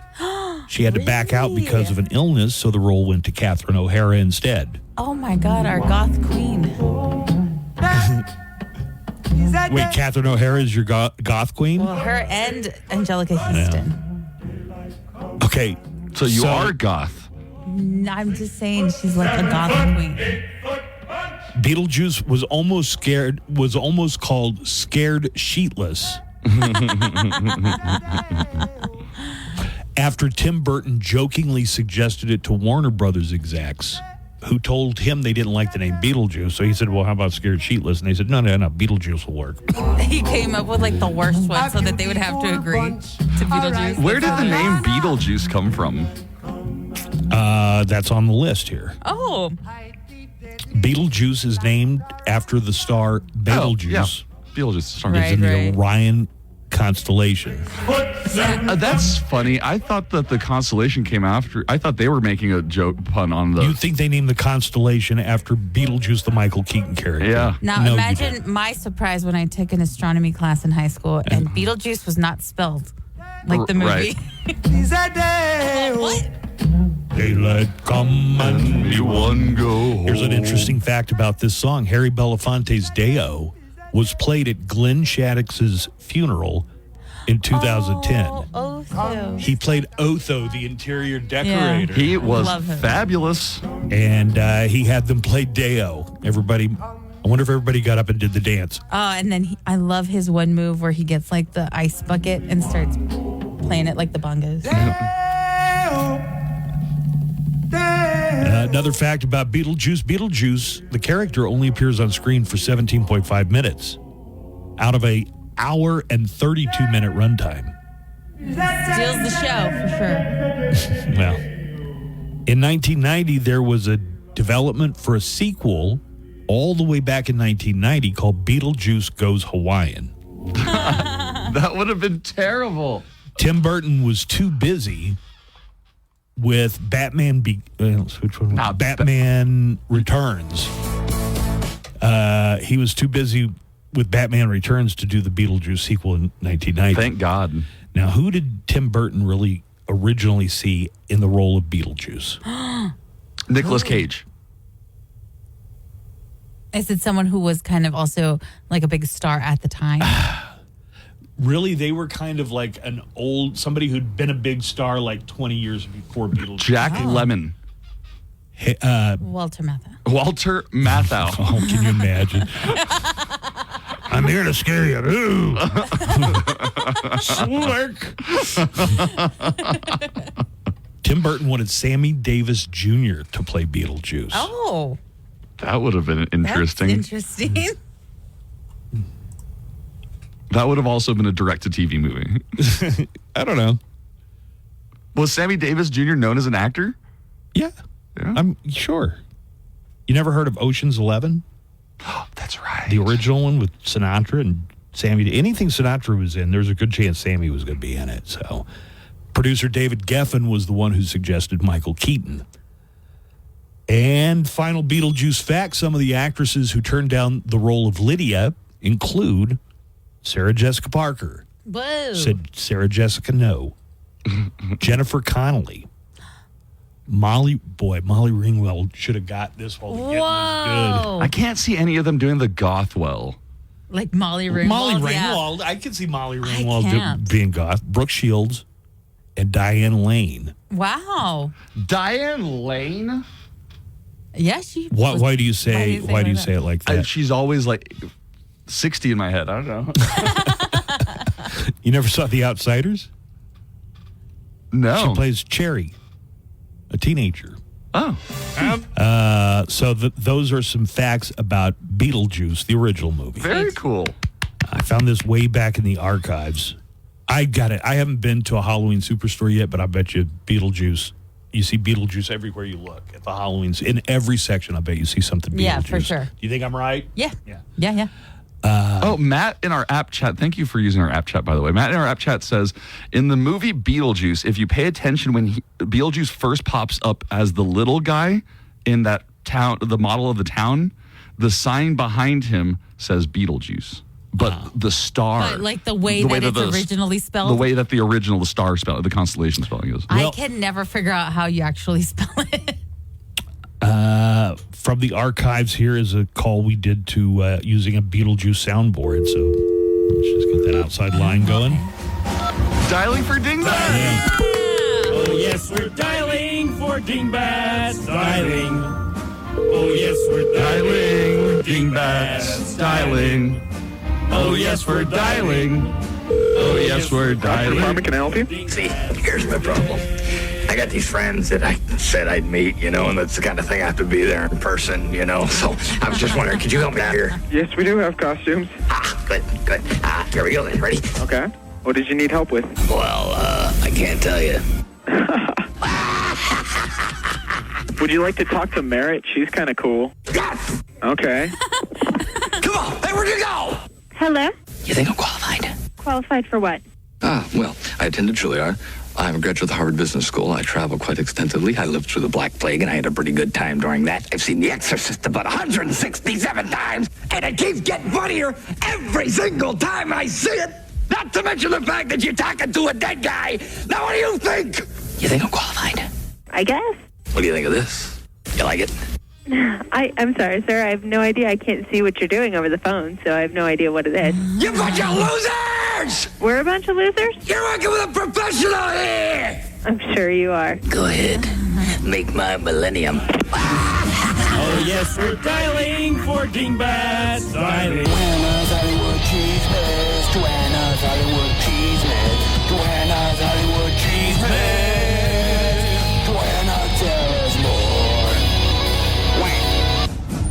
Here is Joanna Barba with our entertainment news. It's the Hollywood Cheese May. Good morning, Joanna. Oh, good morning. Hello. Peacock is getting into the live comedy business and tapping Saturday Night Live stars Colin Jost and Michael Che to host the event. Colin Jost and Michael Che present New York After Dark. The streamer's first ever live special will air on Thursday, September 12th. The Saturday Night Live Weekend Update duo will host the event from the Bell House in Brooklyn. Peacock did not announce any performers beyond Jost and Che, only describing the guests as Colin and Michael's favorite New York City club comics, fresh faces, and maybe even some names you already know and love. Ooh, like Nico and Jimmy, maybe? Oh, shut up. Have you been tapped? Not yet. Messaged Although you? I'm really happy they're doing this because a lot of stand-ups who move to New York feel like they don't get a lot of. It's known for their it's a stand-up town, but they don't get a lot of exposure into wider projects. Mm-hmm. So I'm happy that they're doing this and showcasing off the really good New York scene. Maybe Brian Scalaro will. Yeah, definitely. Here is a clip from the teaser. Come on, tell them a little. Like how we're hosting a live comedy event streaming only on Peacock September 12th. Exactly. Or how it's called New York After Dark, and it's a comedy show that only features drop-in comics. Boom, you nailing it, dude. Michael Che's phone number is... Whoa, hey. New York After Dark, some kind of live comedy thing. Notice how Michael Che was like, don't give out my number. But Nico Jimian is freely giving out his number. Oh, there's a big difference between Michael Che and I. I don't know how I feel about this. Modern Family is joining the Nick at Night lineup. The long-running ABC sitcom will join the Nickelodeon late-night programming block on September 9th. Rachel Crane, Senior Vice President of Programming and Content Strategy for Nickelodeon, said, quote, "Our Nick at Night viewers are sure to connect with the heartfelt authenticity, hilarious honesty, and zealous bravery that has made Modern Family such a pop culture staple around the world." Modern Family ran for 11 seasons from 2009 until 2020. The cast of the ensemble series included Ed O'Neill, Sofia Vergara, Rico Rodriguez, Julie Bowen, Ty Burrell, Sarah Hyland, Ariel Winter, Newland Gold, Jesse Tyler Ferguson, Eric Stonestreet, and Aubrey Anderson Emmons. Wow, that you named almost everybody. That was everyone, right? You left out Shelley Long. Oh, right. She was the mom, right? Uh-huh. I think I only... Nathan Fillion was local weatherman Rain Your Shine. Oh, really? Nathan Lane came out of it too, didn't he? Yeah. Pepper. And now it's going to Nick at Night. That's crazy. I don't know how I feel about that. Russell Crowe has repeatedly stated that neither Ridley Scott nor anyone involved with Gladiator 2 reached out to him to consult on the upcoming sequel, considering the follow-up storyline has little to do with the character that he played in the 2000 original. Scott recently told Empire magazine that he hopes his relationship with Crowe is still in good shape after not reaching out about Gladiator 2, and said, quote, "I think Russell Crowe is still one of the best actors in the world, and I think we have a good relationship. I hope we do, as long as he doesn't start bitching about how he wasn't consulted. Why would I? He's dead." Why would I? He's dead and fat. Have you seen Russell Crowe? I have seen him recently, yeah. Did you see the Exorcism movie with Russell Crowe? I did, yeah. Not that great. Not great. Not but great. God, they had to get him an extra large, extra large. Wow. Smock. Wow. Get a load of the cojones on you criticizing weight of somebody else. Mm-hmm. It's just weird. I don't know if I ever saw Buzz skinny, though. Cojones, sir. Cojones. Crowe won an Oscar for Gladiator, but of course his character Maximus did die at the end of the movie. Gladiator 2 stars Paul Mescal, Pedro Pascal as well, and it opens in theaters November 22nd. Pedro Pascal? Pedro Pascal. And Paul Mescal. Mescal? See. That is... I know, right? That's an insane casting. Maybe all the actors' names rhyme. That would be nice. Yeah, that'd be good Mescal to and know. Pascal. An official court date has been set for the trial of the alleged ketamine queen, Jasvine Sangha, and Dr. Salvador Plasencia, who are accused of supplying Matthew Perry with the drugs that led to his overdose on October 28th of last year. If found guilty, the pair could face several decades in prison. U.S. Attorney Martin Estrada wrote in legal filings that Sangha and Dr. Salvador Plasencia took advantage of Mr. Perry's addiction issues to enrich themselves. A U.S. district judge has set the pair's joint trial for March 4th of 2025.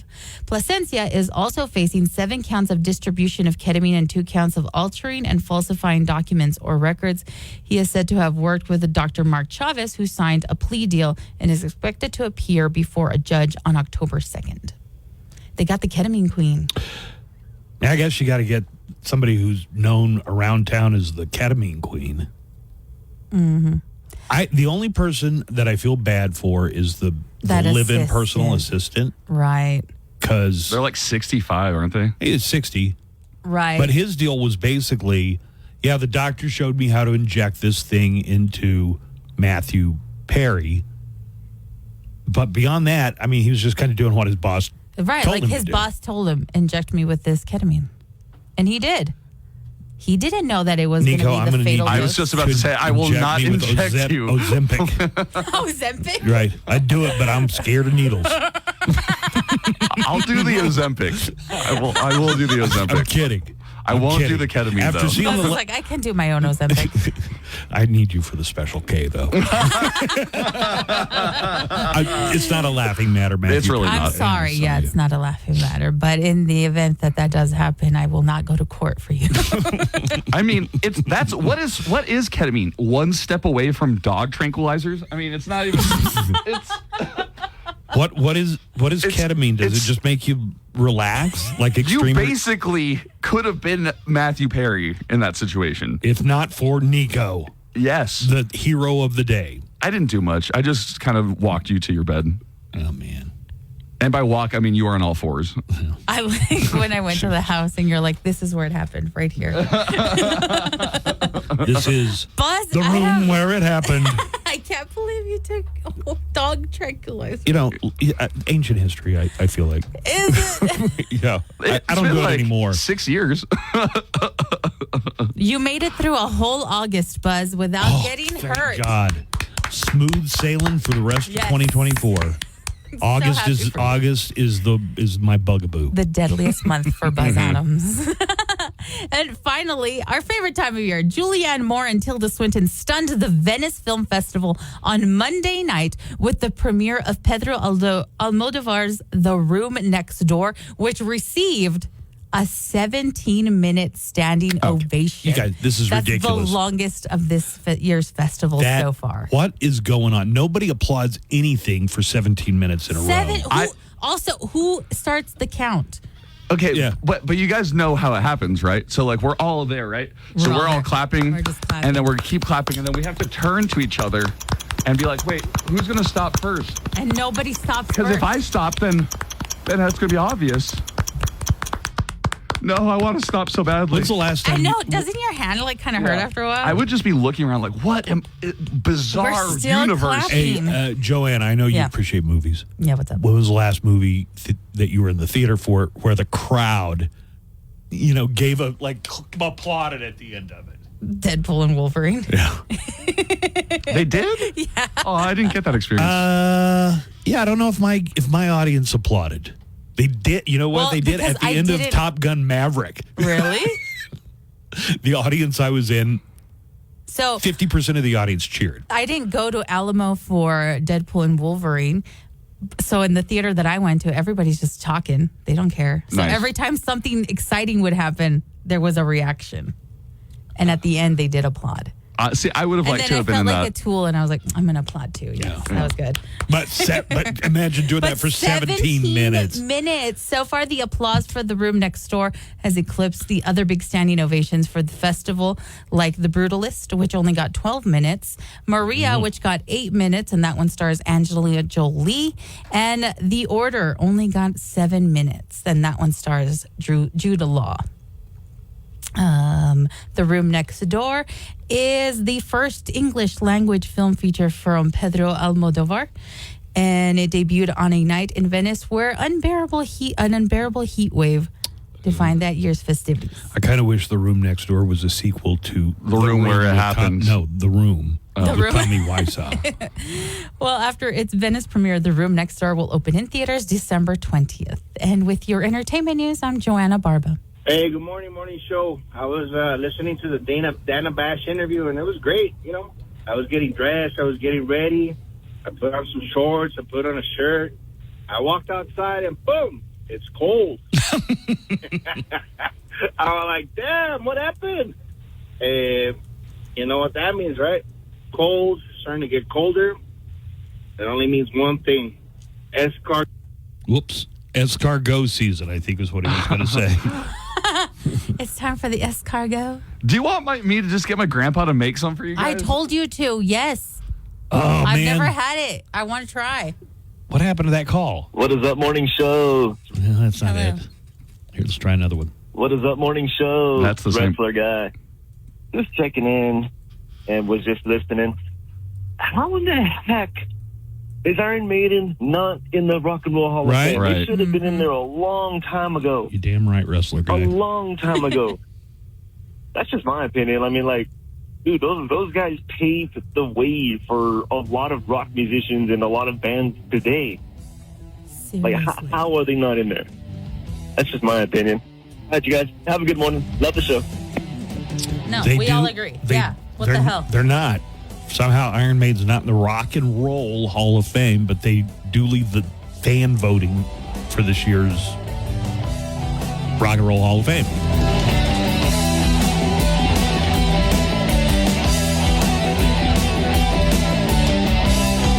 What was the guy saying? It's starting to get... It was so nice. I had to walk out to my car a minute ago, and it is super, just perfect. Ah, lovely. This is like whatever the temperature is outside, it is absolutely perfect. We're in that transition period where we get like 2 or 3 of these days, and then it Right, starts it's to become gonna get different. hot No, it's again. it's going to get in triple digits again before the end of the year. It'll probably be 99. I'm enjoying it now. During the Halloween parade. Oh, my God. It means one thing. Escargot season is upon us. Yep. Time to enjoy the rich tapestry and delicacies of life. And as cheese. Bring me my cognac and some escargot. Fantastic.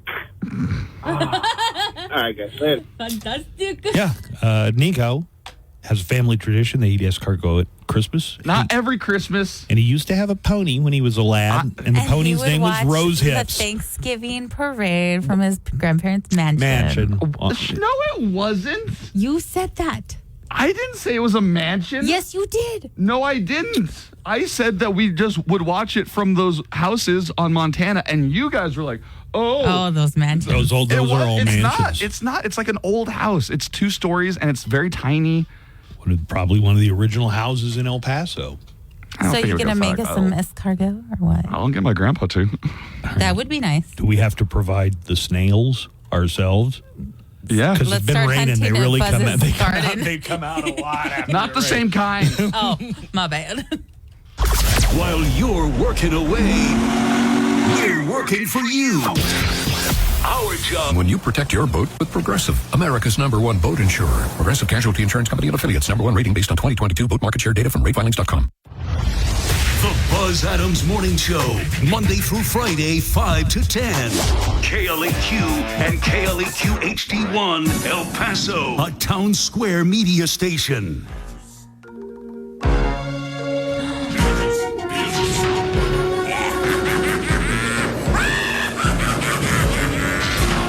I probably, you know what? This is a good excuse to remind people when we're doing casting calls for the Haunted Houses of Terror. Joanna, I still don't have that info. Can you grab it real quick? You do not? Somewhere, man. It's, there's big pot. Do you remember this? Nico told me to play the intro for the Beetlejuice cartoon. I loved that cartoon. I loved this cartoon. Like, I had to see every episode. I think I saw the cartoon first, way before I even saw the movie. Was it on Saturday morning? I can't remember I when think it was. I think it was just like a Saturday morning cartoon. It might have been Saturday morning cartoon, yeah. As you can see, a lot of my inspiration comes from this cartoon. All right. So it's kind of dark and scary. Joanna, Yes. we are going to have casting calls. The Haunted Houses of Terror open. I think I saw September 20th. Yes, is when they're correct. gonna They open Tell me September more. 20th with 2 locations out at 13900 Montana Boulevard and at 2155 Joe Battle Boulevard. And they are having a actors casting this Thursday. That's tomorrow. Not just people dress up, although we definitely need a lot of those people. Sure. But to work there, if you don't want to dress up and scare people, you don't know what you're missing. It is fun. I used to do it every year, at least once a year. I would just go When with Buzz the theme, still whatever had it was. joy in his life. Yeah, right. When I wasn't clinically depressed and could still get out of the house. Wait, where would you go? The Haunted Houses of He Terror. would work at the haunted house. They're scaring people. They can always use an extra ghoul or creep. For sure. So, can you tell us about the casting call one more time? Casting call tomorrow, September 5th at 6 p.m. at Desert Warriors Paintball. That's at 13900 Montana Avenue. You could also call 915-502-3968 for more information. All right. Give the address again. There might be more of these, maybe. It just depends on, we got a certain number of spots to fill. We got to fill them. So it's tomorrow. Tomorrow at 6 p.m. at Desert Warriors Paintball at 13900 Montana Avenue. Oh, hell yeah. Oh, yeah. Good morning. It's nice to see you all again. Oh, my. Time for news headlines. Here's Nico Ajemian with our top stories of the day. Good morning. Good morning, Buzz. Good morning, Joanna. Good morning, Boo. And I have a story about Russell Crowe I want to tell you later. A personal story? Yeah, a personal story Really? about the time he changed my life. Okay. I had my first kiss to that movie. It was awesome. Beautiful Mind. To Gladiator? To Gladiator, not A Beautiful Mind. You're so romantic. The relationship between John Nash I and guess his it was long-suffering yeah. wife. I guess that was kind of romantic. All right, let's get into it. A former aide to New York Governor Kathy Hochul was arrested yesterday on federal charges. Linda Sun has been accused of using her position in state government to serve the interests of the Chinese government with a payoff in the millions of dollars. Specifically, Sun was charged with violating and conspiring to violate the Foreign Agents Registration Act, visa fraud, alien smuggling, and money. Whoa. What's that alien smuggling? I don't know. There are a lot of different money laundering as well. While her husband Chris Hu was charged with money laundering conspiracy to commit bank fraud, and misuse of means of identification. So one of the things they were doing was cutting off access to the governor by anyone representing Taiwan. China and Taiwan have this real weird relationship. Also, they were paid, and I guess pretty well. You said that you saw their house on TV, and it's like this amazing mansion. Yes. Some of what they were paid was in rare salted duck meat that was imported or sent to them from China. I just Googled that salted duck meat, and now I want some. Mm-hmm. Well, and you know how else I could tell they're pretty well off? She was released on a $1.5 million bond. Like, she made bail on $1.5 million. So $150,000? Right. Somebody paid? Apparently they were just straight up working for the Chinese government and kind of controlling their access or lack of access to state government in New York. The arrests are 6 weeks after FBI agents searched the $3.5 million home of the couple on Long Island. A spokesperson for Governor Hochul said Sun was hired over a decade ago, but let go in March when evidence of malfeasance came to their attention. So they've known about it since March? She was fired in March of 2023. Oh, why is it in the headlines FBI today? Because they've been investigating it. Okay. Yeah. Make sure I'm potted up, please. You are. And I'll tell you this, the second we discovered some levels of misconduct, we fired her. I'm furious and I'm outraged and absolutely shocked at how brazen her behavior was. It was a betrayal of trust. And that is New York Governor Kathy Hochul. That is. I've been saying Hochul. I know. You're one of these El Pasoans who tries to make every word that you don't immediately recognize Spanish. Hochul. Hochul. It's Kathy Hochul. Hochul. There's no X in it. I didn't know I was doing that. All right. For the second time, attorneys for former President Donald Trump requested that his New York hush money case be transferred to federal court. And for the second time, that was squashed. U.S. District Judge Alvin Hellerstein found there was no cause to grant the Trump legal team permission to even file a motion in the matter. Trump's team had argued that the Supreme Court's decision on presidential immunity gave Trump a valid defense, but Hellerstein ruled that a state court judge's alleged bias isn't a federal question, and said the issue of any bias would be a job for state appeals courts. Late last night, Trump's attorneys filed a notice of appeal on Judge Hellerstein's ruling, of course. It's not the only legal war being waged by Trump's lawyers in the case.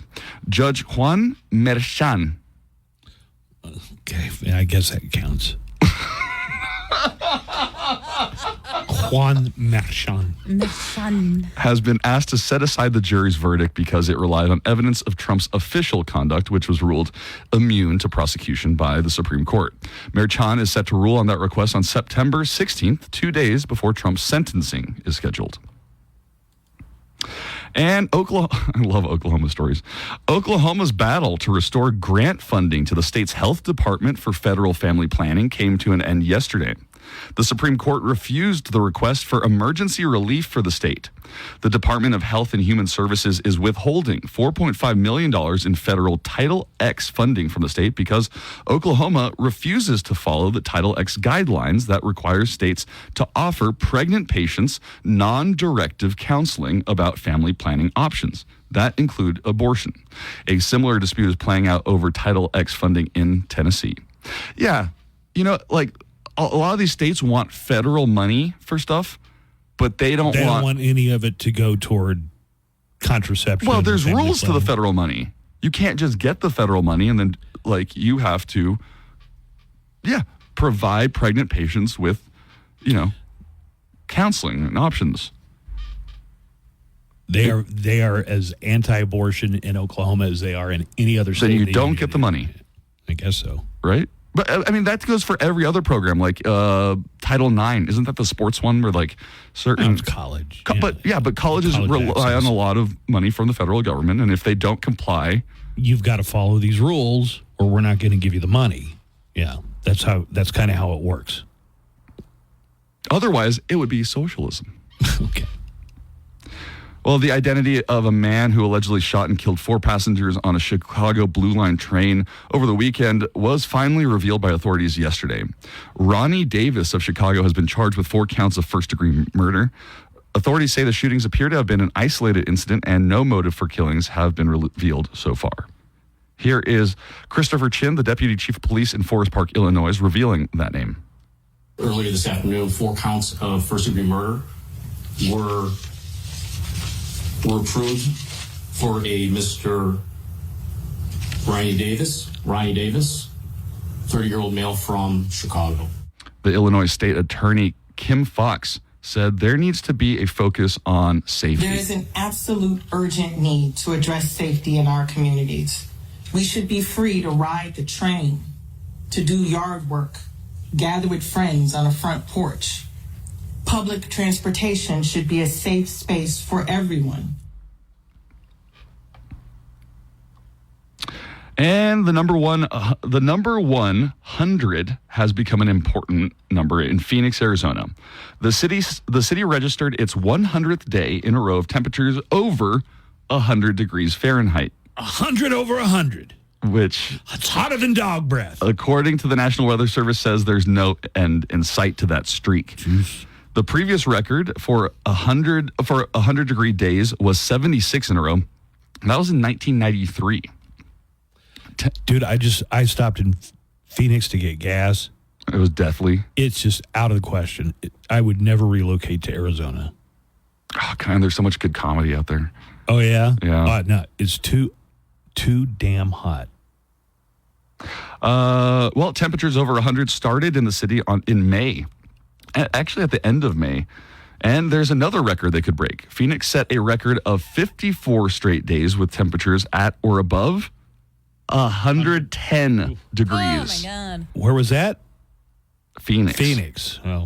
Well, the city tied that mark Friday.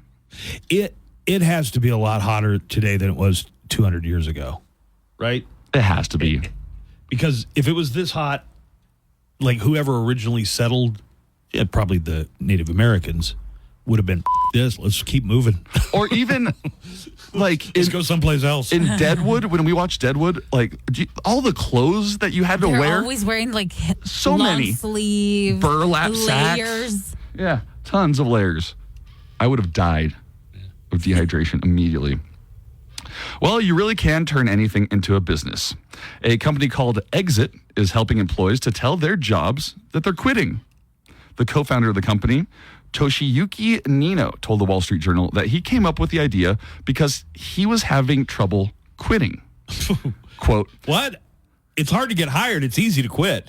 Americans may be surprised, but I was too shy or too scared to say what I think, he said, adding that Japanese are not educated to debate and express opinions. Take this job and shove it. I ain't working here no more. A woman done left. That's what I do.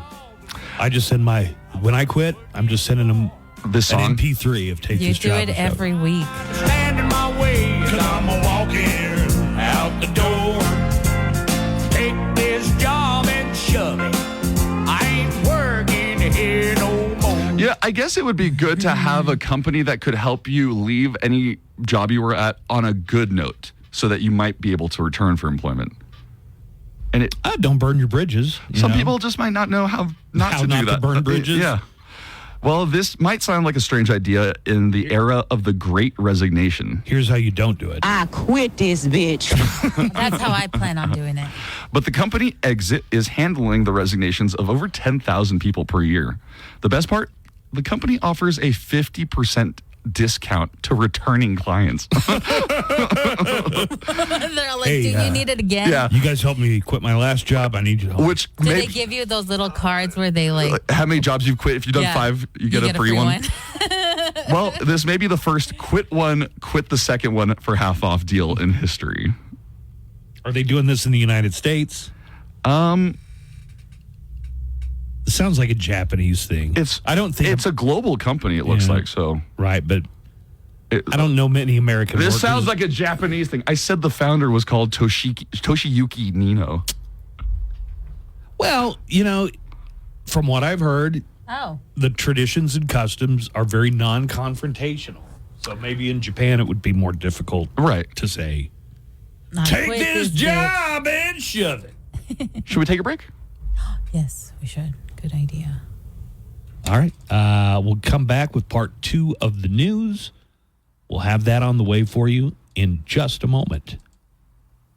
Oh, sorry. I want to play something. There we go. The Daily Calendar. Happy September 4th. Today is Eat an Extra Dessert Day, and if you don't use that excuse to eat an extra dessert, you're probably an AI. It's also Global Talent Acquisition Day. It's a very PC-sounding title for job headhunter. And it's National Wildlife Day, a great time to observe and honor the world around us. Look at that little bunny. I'm a bunny. And that's your Daily Calendar. Hey, it's Daniel Paulus. I'll be along starting at 3 with everything from AC/DC to Alice in Chains to God. Be prepared for the Casualty Insurance Company and affiliates. Roof Protection Plus available for RVs less than 6 years old. $250 deductible applies to any claim. El Paso's own live and local. The Buzz Adams Morning Show. 95.5 KLAQ.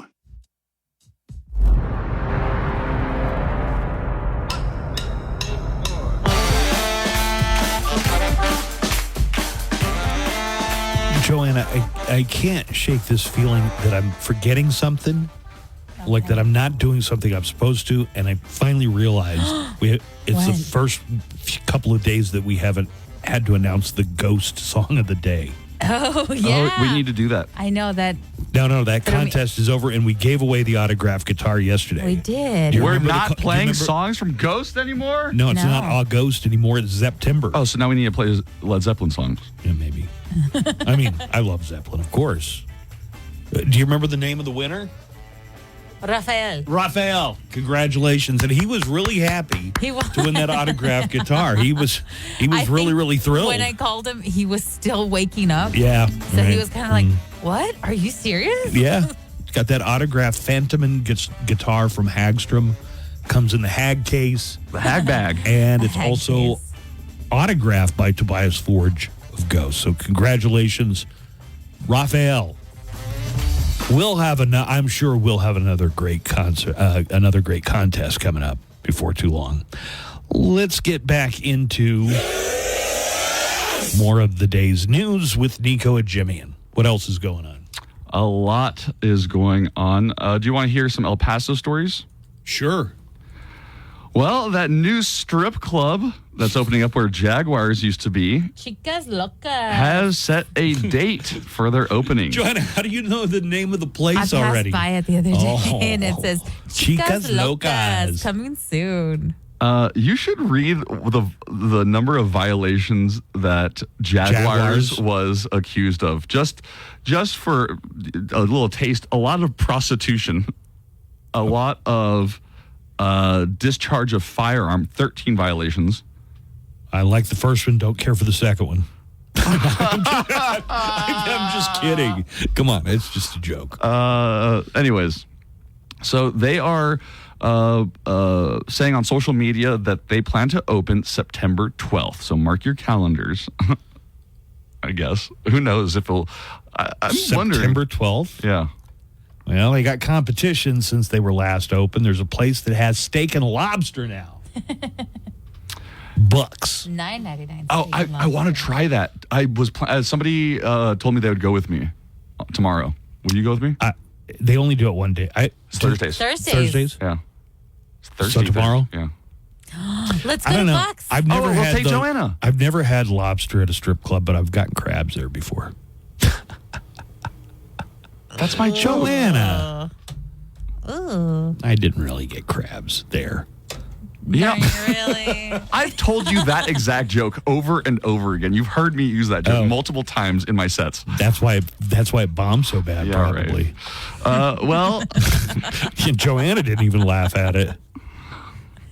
Okay. Next up, construction in the Lower Valley, East Side and West Side is booming. But construction in a very legendary place of El Paso has just started.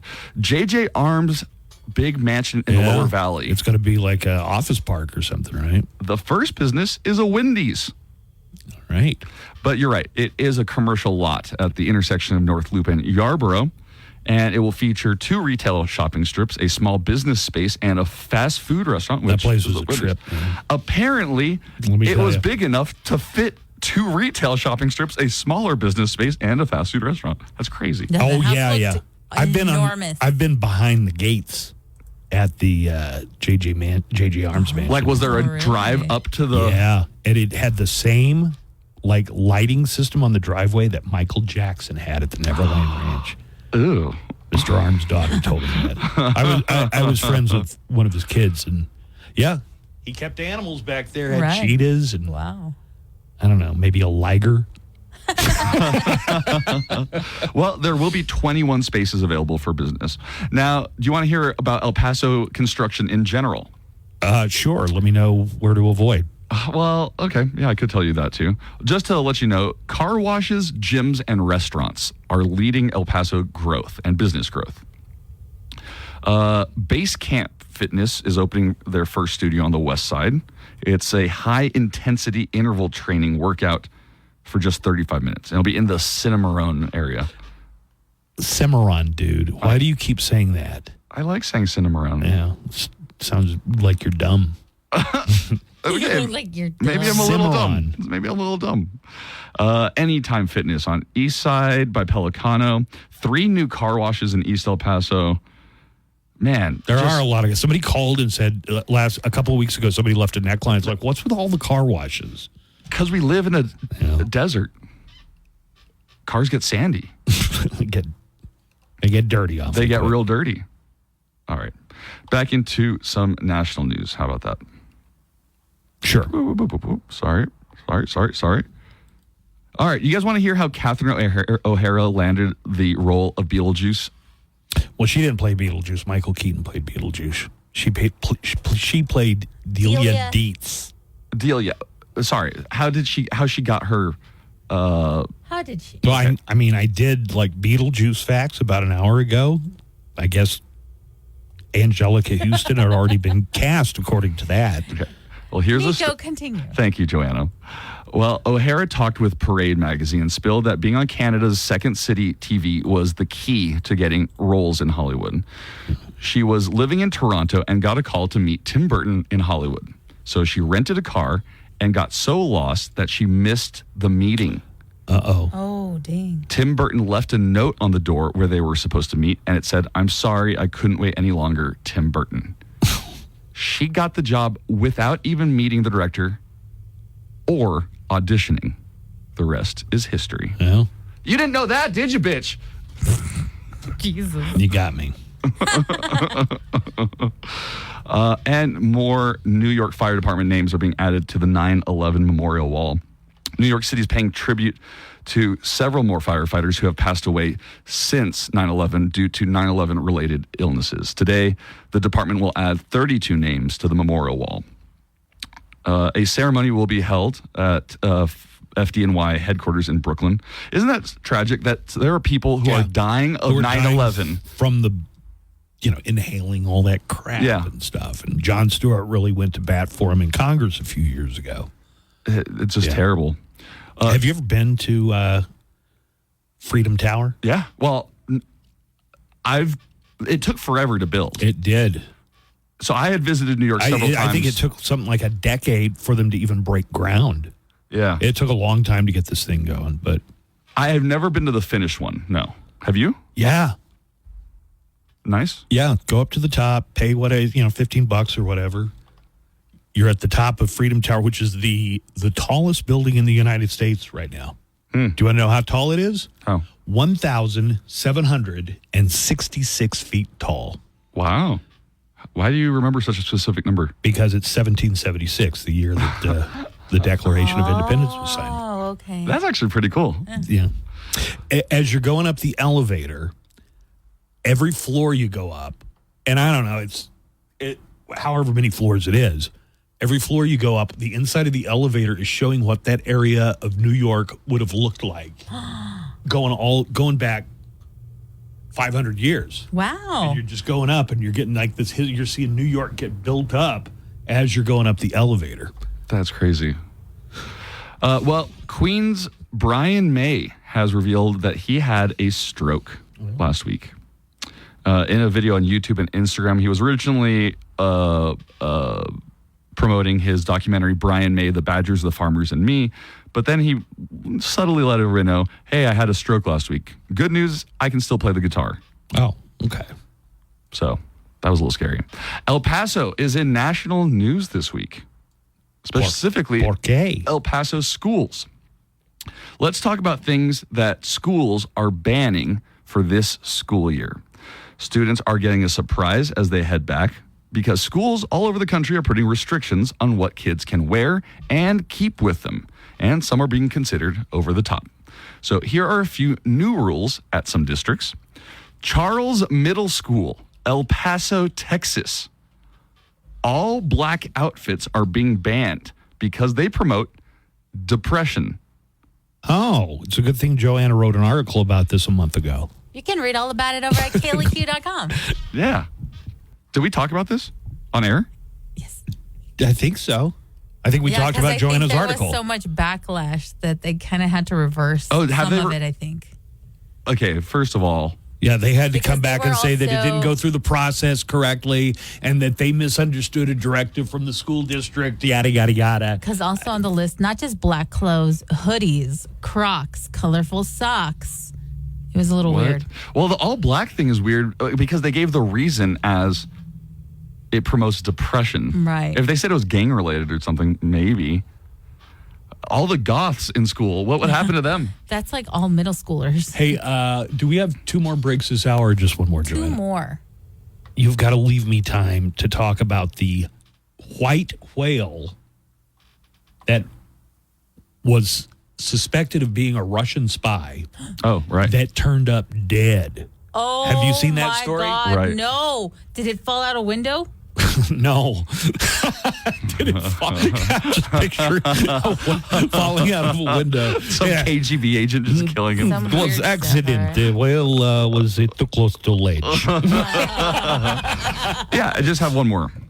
Almanance Burlington School System, Alabama. Kids are no longer being allowed to hang out in bathrooms together anymore. Wait.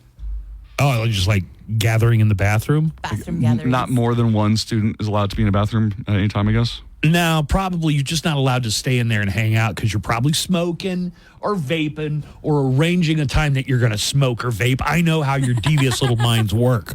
Hoodies, which are a teen staple, are banned in many schools across the country.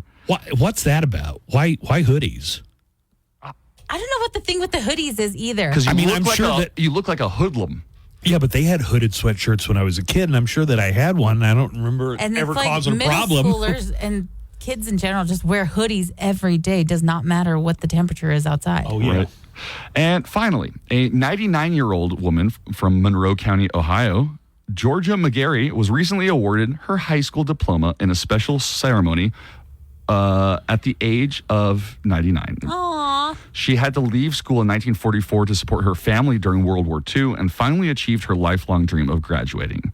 The ceremony was arranged by her friend with the help of the district superintendent, and she expressed a deep gratitude for the support of her friends and family on this significant day. With your news, I'm Nico. Well, that's wonderful.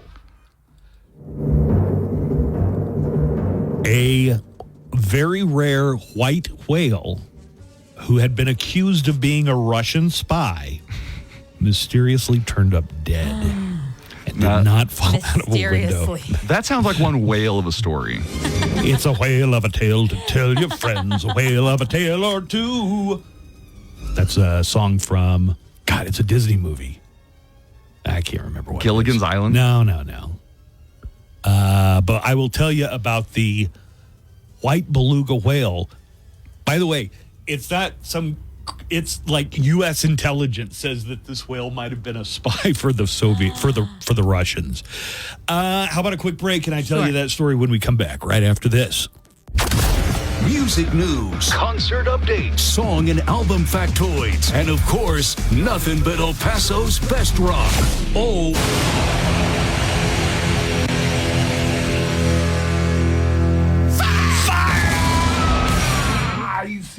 AC/DC. You know how much I love AC/DC, Joanna. I think you put those in just as a favor to me. Yep. Well, appreciate it. Oh, but I don't know that you like it. Fine. Nico also knows I like AC/DC. Jeez. God, you like needy kids. You're paying attention to my sister, not me. God. Joanna is going to be out live Saturday at 9:30 because after getting up at 4 o'clock all week long, there's nothing Joanna likes better than having to get up early on a Saturday.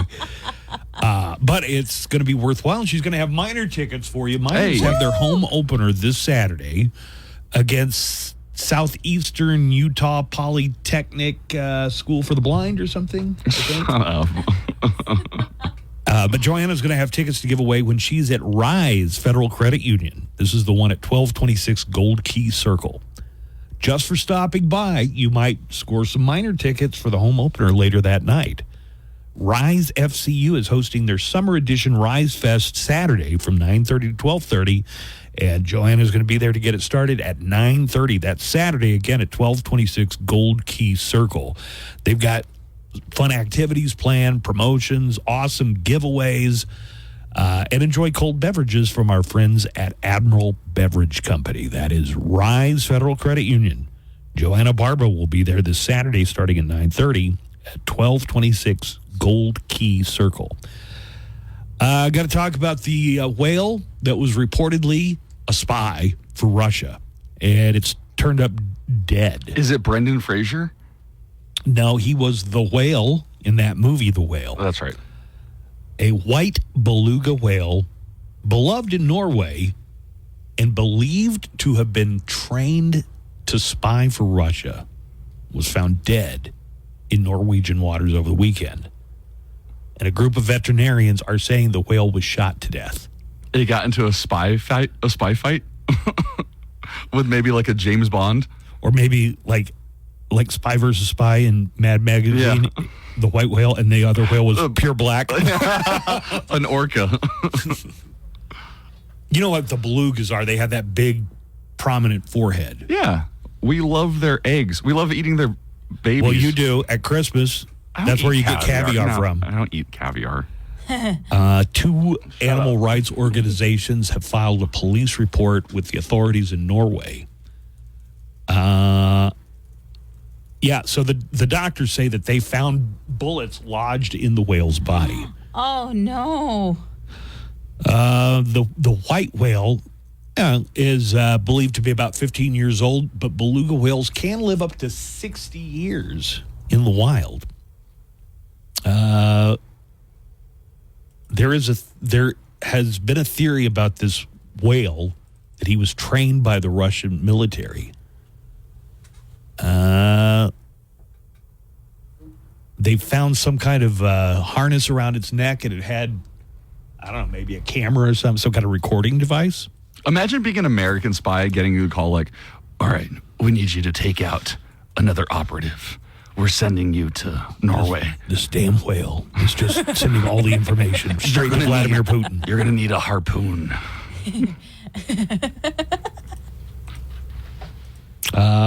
So it looks like now they have discovered bullet wounds. Who shot the whale? Who shot the whale? Oh, my God. It was found wearing a harness with a possible camera mount. So they didn't find an actual camera, but they speculate that it was for a camera. He has his own body armor. Oh, my God. Anyway, the whale... At least it didn't have freaking laser beams attached to his head. That is a good point. Oh, man. Did the whale have a name? Did they name it anything? Yes, and I'll do my best. Valdemir, which is a play on the name Vladimir, as in Putin. Look at that whale. Valdemir. Oh, my God. How did they get the harness on it? Marine biologists are mourning the death of a beluga whale that might have been operating as a Russian spy. 12 years ago, Valdemir was discovered near an island in northern Norway. He was interested in humans and was wearing a harness with the words "Equipment St. Petersburg" and appeared to have a mount for a small camera. Moscow never responded. Well, now it's sounding like a frame job. We found a harness on him that said Russia on it. Responded to allegations that the whale was used in espionage. A marine NGO says Valdemir was not just a whale, but a beacon of hope and a reminder of the strong bond between humans and nature. Humans and nature. Valdemir. Again, a play on the name of Vladimir Putin. How did they get this harness on this whale? Scientists are mourning. So the whale's dead, and the vets are saying, somebody shot it. Is your going nowhere dead-end job going nowhere and at a dead end? I think I pretty much have done as much doctoring as I can handle. Life, death, whatever.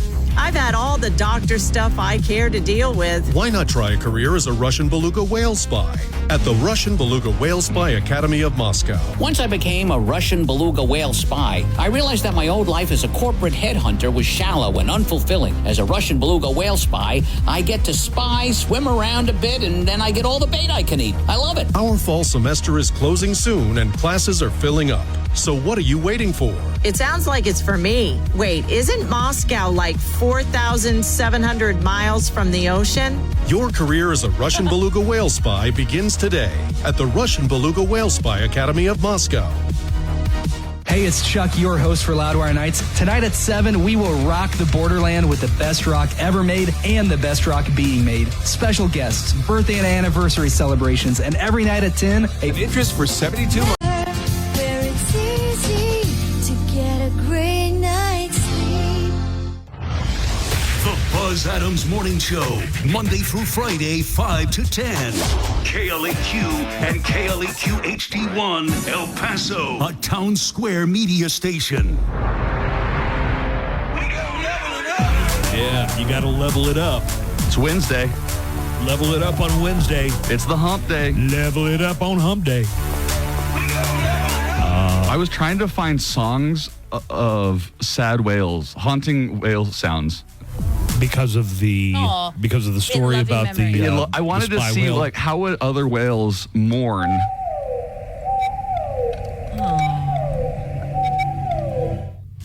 I'm sorry. R.I.P.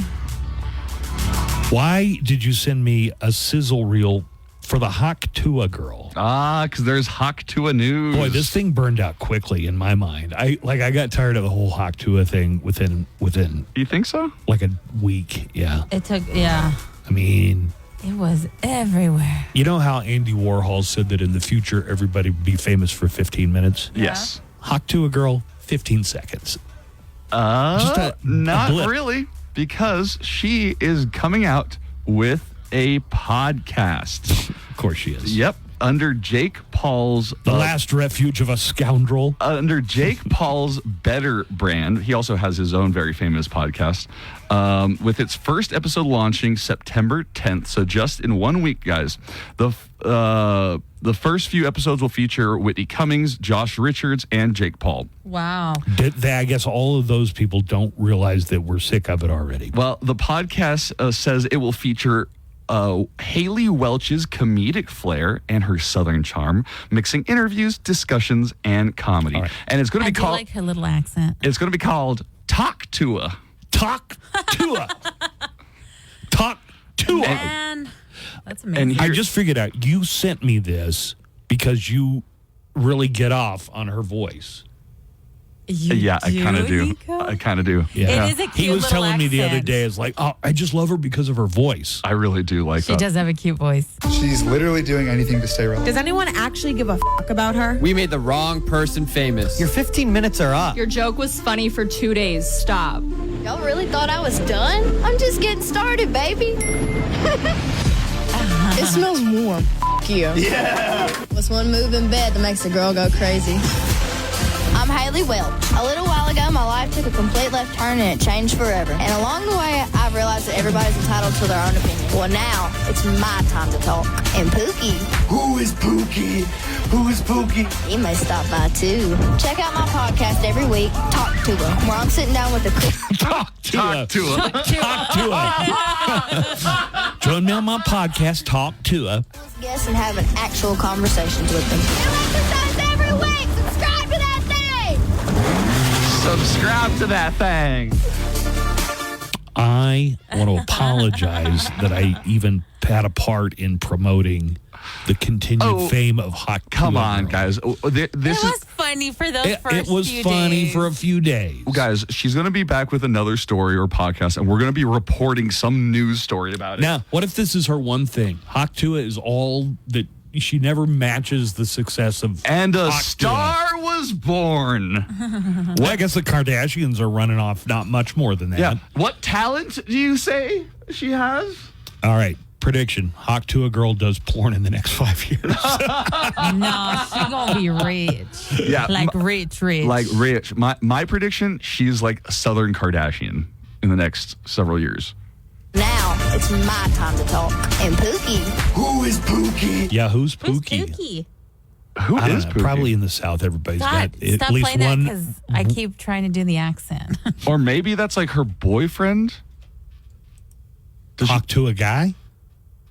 Well, I've got a number of calls here, but I also have random facts. So, do you guys want to get into some random facts? Okay. And some random calls? Sure.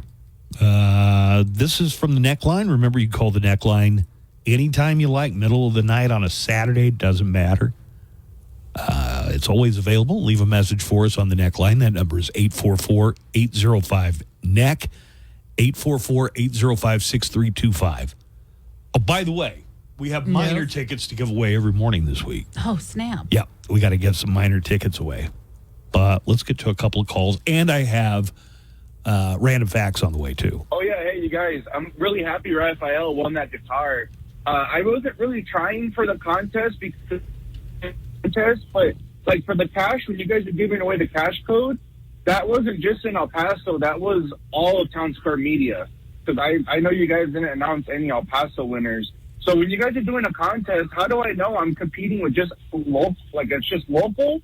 Or how do I know if it's like synchronized? Or I don't know. You know what I mean? Yeah, this one was... I like how he's telling us when you guys do the cash code, it's not just El Paso. Like, we don't know. I mean, some of them I don't know.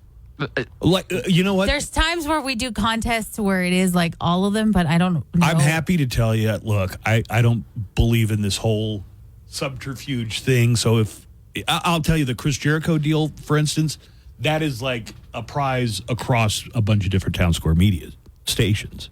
Right. But El Paso is, I think, the biggest market. We get our fair share of winner, and we definitely have had winners on the cash code. Oh, for sure. Yeah, I we think have had this our last share time, of cash code winners. A lot of the winners came from the KISS station. Right. Yeah, so some of them are, some of them aren't. I don't even know which are which, but I do know that the Ghost was just for KLAQ listeners. But anyways, dude, Buzz, I've been learning to play the guitar for some time now, and I have been playing, practicing a lot. My fingertips are numb. Nobody tells you that when you learn guitar, your fingertips are going to feel numb and tingly and weird. I don't like it, but it's not going to deter me from learning. But yeah, then I Googled guitarist, fingers, and they're all calloused and gross looking, dude. Anyways, how's it going, guys?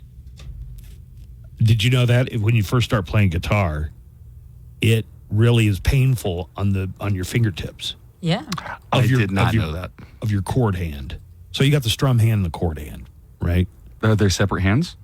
Well, you've seen a person play a guitar before. You notice they're using both of their hands usually? I guess, yeah. They are using that left hand. Yeah. What the hell? Of course they're using the left hand to finger the chords. That's what it's called. That's what it's called. That's not dirty. I got you to say. That's what it's called. That's the technical term. Is that why you cut your fingernails when you play a guitar? You do. No. I know a little bit about this. You cut your fingernails on your chord hand, but not on your strum hand, especially if you're going to play fingerstyle, which is what I do. You play fingerstyle? He does it fingerstyle. Yeah, I play fingerstyle. Is that like Spanish guitar? That stuff is hard, man. I wish I could master that stuff. But you see, if you see somebody with long nails on one hand and short nails on the other, they're probably a guitarist. You want another call? Yeah, definitely. Okie dokie.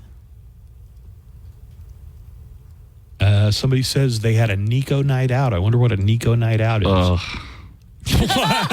does that mean? I don't know. It's going to be something to make fun of me. And it's either going to be about getting drunk at night or waking up with a stranger in bed. Who knows? Good morning, you guys.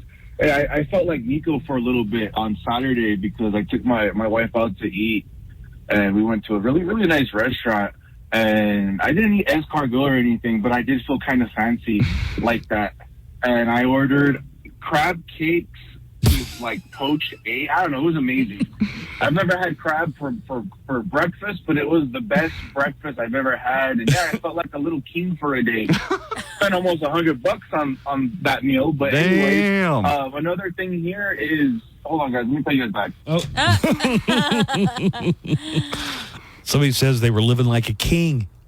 Like a Nico. Dining like Nico's family on Christmas. Oh, my gosh. Yeah, morning, guys. I just wanted to comment on Nico's comment about really loving that Southern accent. I do. Yeah, it sounds good at first, but go be married to it. After a few years, let me tell you, that little charming little accent becomes less and less interesting as time goes by. So, yeah, it sounds pretty cool at the beginning. Keep listening to it for 20 years and see how you like it after that. Bye. I guess when it's bitching at you, it doesn't sound as cute. Get your dang butt off the couch. Oh, I could. Dang, told you to throw that trash away. Yeah, that would get super, super annoying. I work all day at the Piggly Wiggly, and I come home, I expect the dishes to be done. And you want me to hawk to on? Your hawk two-a-days are over, mister. Boy, I can slide right back into it easy. Yeah. Joanna was starting to slide into a Southern accent. Got your random facts coming up here in just a second. Remember, a lot of football this weekend on KLAQ. We've got the Miners playing on Saturday. Go Sport. I guess Steve's probably going to be coming by a little bit later. Sure. I do have to announce some programming adjustments because of football. We'll be carrying the UTEP football game, but we're still going to air Ultimate Metallica just at a different time. It's going to be on from 4 to 6 this afternoon. Then, when the UTEP broadcast is over, we'll go right into Loudwire Nights, already in progress. The UTEP Miner home opener is going to air on KLAQ this week. And it is live from the Sun Bowl. We'll start with the pregame show at 6 o'clock, so tune in. In addition, on Sunday, the Cowboys 2024 regular season opener starts at 1:30 on Sunday. So there will be no Q Connected this week. And how about this? As soon as we go to the break, let's give minor tickets for the home opener. And I forgot on Tuesday because, you know, it's 3-day weekend. I forgot everything.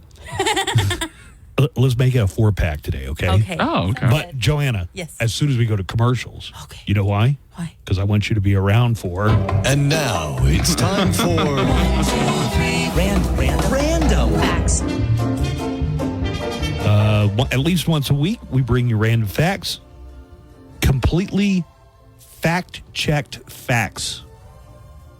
I have the references for all these facts. if You mean believe these it's true. facts? Yeah, are factual. Are factual? Okay. And All right.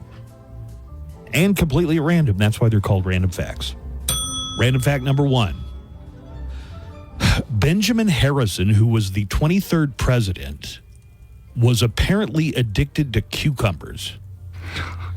When he was in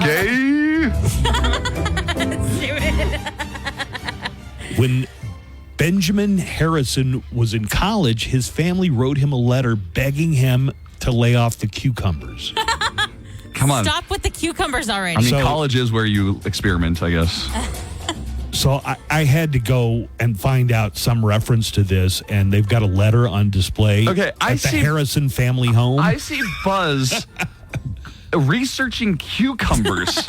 And you were wondering what I and tell then- you, I fact check these things. And then Buzz goes, "This, it's a vegetable." I'm going, "No, it's not. It's a It's fruit." a fruit. And then he's Well- like, "Well, let me Google this." He's all, I don't believe you. Son of a bitch, it's a fruit.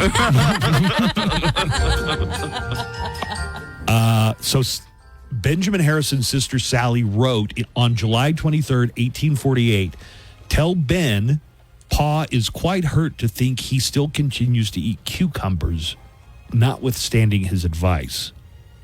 And Son, his you've been mother, eating those cucumbers a little too much and now. Benjamin Harrison's mother, Elizabeth, said, "I hope you will be prudent in your diet and that Benja may abstain from cucumbers. If Mrs. S. family don't keep them, ask them to banish them from the table so that Ben may not be tempted."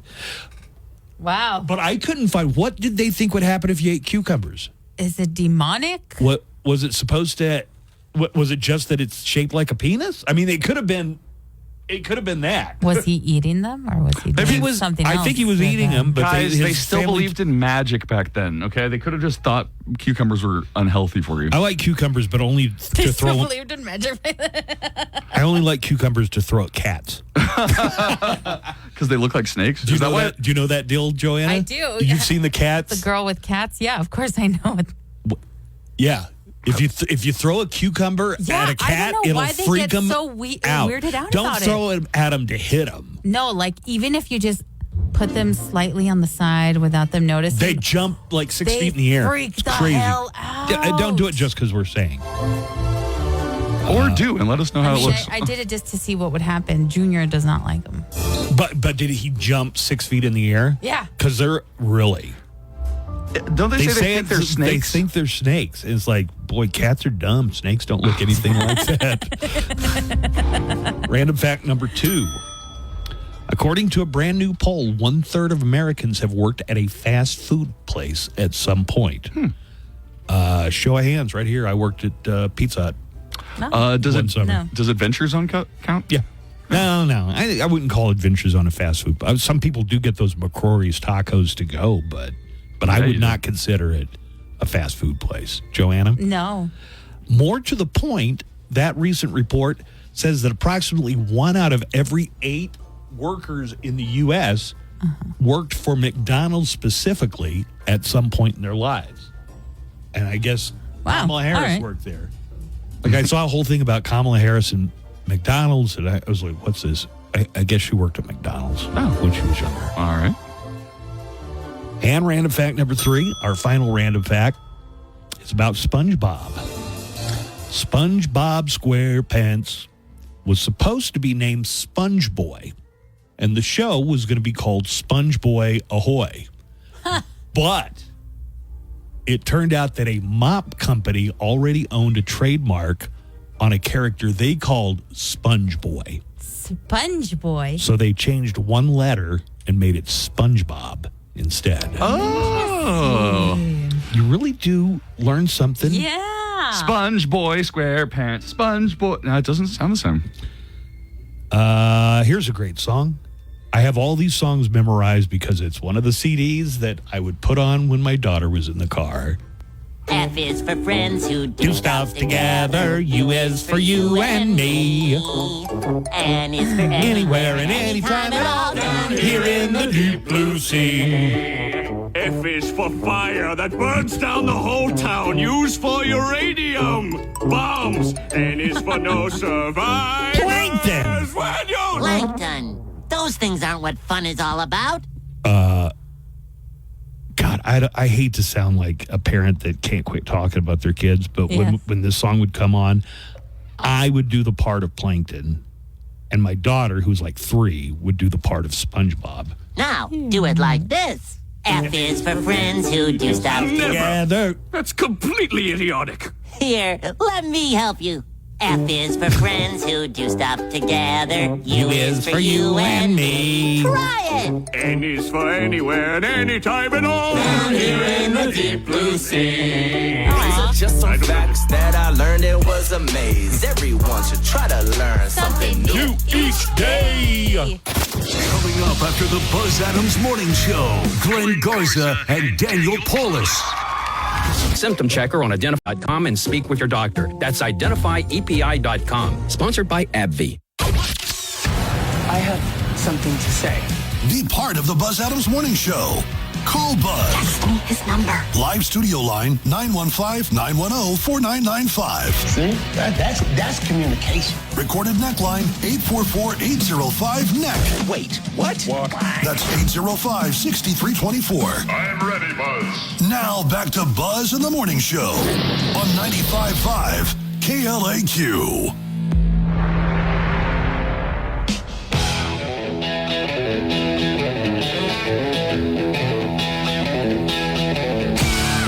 Yeah, cucumbers are fruits.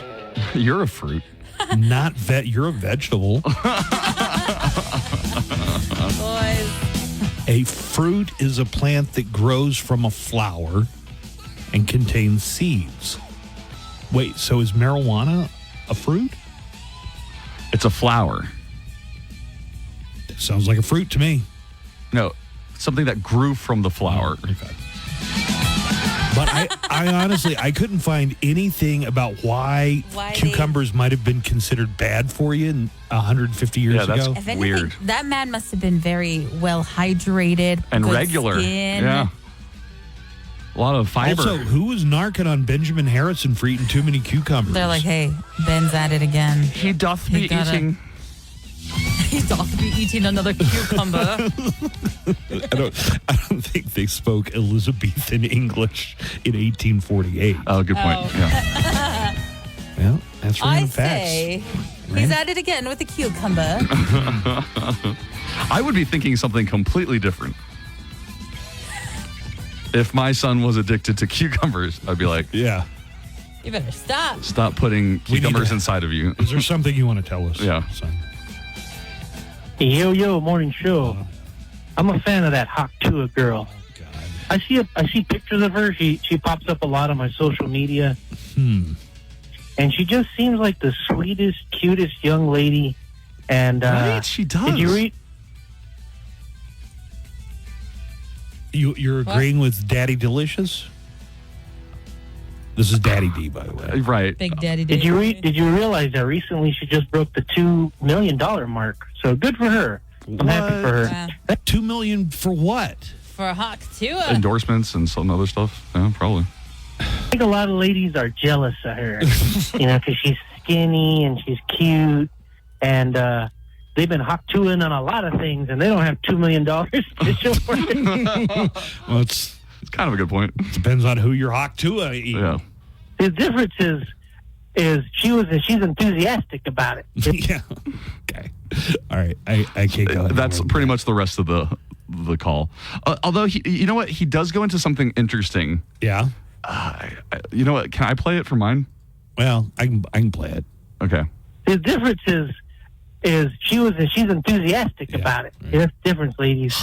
You got to be enthusiastic about Haktuin. God, I cannot. I just feel so dated to be talking about Haktua. It almost seems a month later, right? It like an seems old meme. It seems like I'm just like as dated as throwing out Borat lines. My wife, right? That thing. You can't do it begrudgingly. That's why you don't have $2 million. But yeah, when you think about all these monsters that are billionaires, they're just horrible people doing horrible things. I mean, I think probably you've got some who are, and listen to the ones he mentions, okay? Because it really is an insight into Daddy Ulysses' mind when he Do we want psychopathy. an inside look into his mind? I think it's interesting. All billionaires are terrible. Bill Gates comes to mind, and a few others. George Soros and his son, and all the. Oh yeah, he's just up to his ears in QAnon crap. Yeah, you can tell. You can tell. Like even if he doesn't know he's up to his ears in QAnon crap, he is definitely. He is. Yeah. Like Bill Gates wants to control your body. Oh my God! If I have to listen to a crazy nutcase talk about Bill Gates wants to exterminate millions of people in Africa. Right. They got a clip that goes around, but it's out of context. Bill Gates is talking about getting basic childhood immunization to kids who otherwise wouldn't have it. But to the conspiracy minded, that's proof right there. He wants to do population control. Yeah. Daddy Delicious is over his head in QAnon garbage. Yeah, that's and nutty, I don't even dude. think he knows he is. People that really shouldn't have money, I think, because they're so evil and monstrous. It's refreshing when you got this sweet young girl and all she wants to do is hop to on that thing. You know, Bill Gates has given away something like $100 billion through the Bill and Melinda Gates Foundation. I don't know where. I think you kind of have to drown yourself in that QAnon cesspool to even understand what is it that Bill Gates did that's so you put your terrible? mind to make it together. Like, I think your mind constructs for them. They'll give you, like the little bits that you said, the out of context, breadcrumbs. the little breadcrumbs. And I'm trying to figure out statements. what the F kind of websites are you going to? Through the vaccination programs that the Gates Foundation has done, Bill Gates personally has probably been responsible for saving so many lives. Yeah, tens of thousands at least. And you're saying you don't think this person should have money, but you do think the Haktua girl should have money. Man, Buzz, and Nico too, and Joanna. Hey, how's it going? So another cutie Southern girl with the accent, just beautiful accent. She's beautiful, and she hunts, which is really attractive. Hunting and fishing, all that. And then I think Hannah Barron. Man, she's beautiful. I think she's better than a Haktua girl. Okay. Now the Haktua girl just looks like a normal teenage girl to me. College age. Yeah, college age, I guess. Oh, damn. Hannah Barron. Damn. Oh, yeah. Who is that? Damn. She is an influencer, I guess. She's called the Catfish Girl. Why is she the cat? Oh, because she probably fishes. Yeah. Yeah, she's fit. Oh, wow. Yeah, she takes care of herself. She must work out. That don't happen by accident. No. Holy crap. She's got a catfish that's as big as her. Yeah, a gigantic catfish around. By the way, they is that noodling? Do you think she noodled that? I doubt it. No, it messes up your arms and your hands. I mean, she's still like an internet princess, so she's not noodling. Maybe. You never know. She's not noodling. You know what noodling is, right? Yeah. Okay. Also called hillbilly hand fishing. Oh, she does noodle. There it is. No, look, there's a video where she's doing it. She's head noodling. Hunting, fishing, noodling, and bow fishing. That's what she's known for. Wow. Damn, that's a big fish. You know, there is something attractive about that. Like, an attractive woman who is also really good at, like, doing outdoorsy stuff. Yeah, I imagine Marjorie Taylor Greene's like that. Kind of. I'm not going to say no. We're going to have Dana Bash from CNN. Dana Bash got that Kamala Harris interview a couple weeks ago. Yeah. And she has a new book out, America's Deadliest Election. Which at first you think, okay, well, they're clearly talking about 2024. And then you read the book a little bit, and you're like, no. They're There not was an talking about earlier 2024. one. And then you read a little further. By the time you get it 4 chapters in, it's like, it's about this 1872 election, but it's also very much about the 2020 and 2024 elections. So we're going to have Dana Bash and her co-author, best-selling author David Fisher, is also going to join us coming up in just a few minutes. Well, a lot of football. Tomorrow is actually the beginning of the NFL season. And tonight on NBC, they're going to, at 8 o'clock, they're going to have an NFL Eve special. And we gave away those minor tickets for today. We're going to have more minor tickets every morning for the remainder of the week. This week, Southern Utah is going to be at the Sun Bowl. Miners in their home opener. Miners got creamed by Nebraska. Let's see how they do against Southern Utah. The game is going to be heard right here on KLAQ. We're carrying the first, I believe, 3 minor games of the season. We'll start with the pregame show at 6 o'clock. On Friday, join KLAQ for Miner Palooza, the annual UTEP Miner Fan Fest. It's going to be an evening of delectable food, thrilling entertainment, a lot of fun. Plus, this year, Miner Palooza returns to the center of campus. So KLAQ will be out there for Miner Palooza on Friday. Good morning.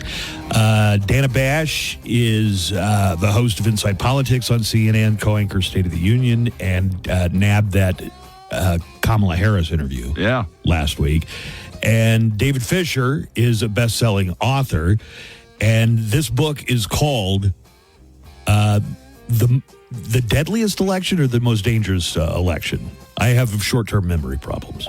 America's Deadliest Election, a cautionary tale of the most violent election in America's history. All right. So you got together with David. David, you got together somehow with Dana Bash, and you told her about this. People seeing the headline would think, oh, they're talking about the 2024, of course. They're talking about the 2024 election, but it's not. It's the 1872 gubernatorial election. David, can you tell us more about it? Well, we actually are talking about the 2024 election. When you read the book, the parallels between that election and what we are going through now are astonishing. In places, word for word, people saying exactly the same thing.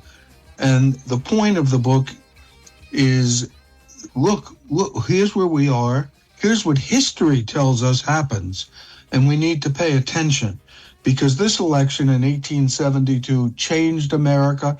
In this Louisiana election in 1872 changed the entire country for a century.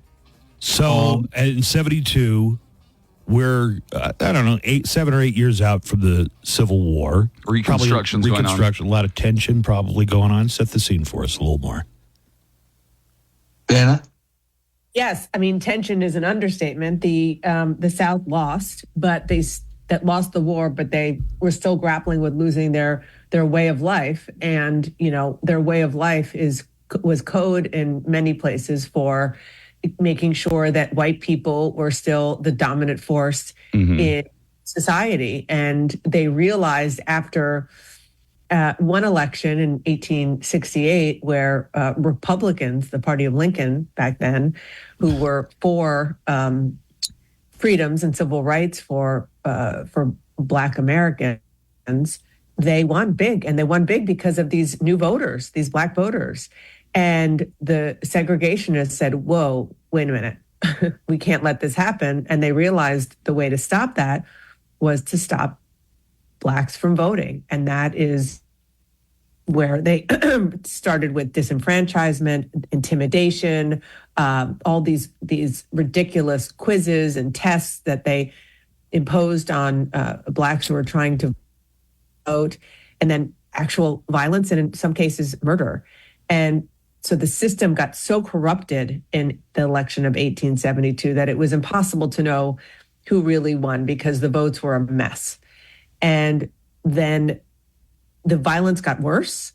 The leaders, instead of conceding, decided that they were actually in charge. There were actually 2 governors inaugurated, 2 legislatures inaugurated, sworn in, and panels of judges sworn in that were competing. And this went on for months and months and months and months.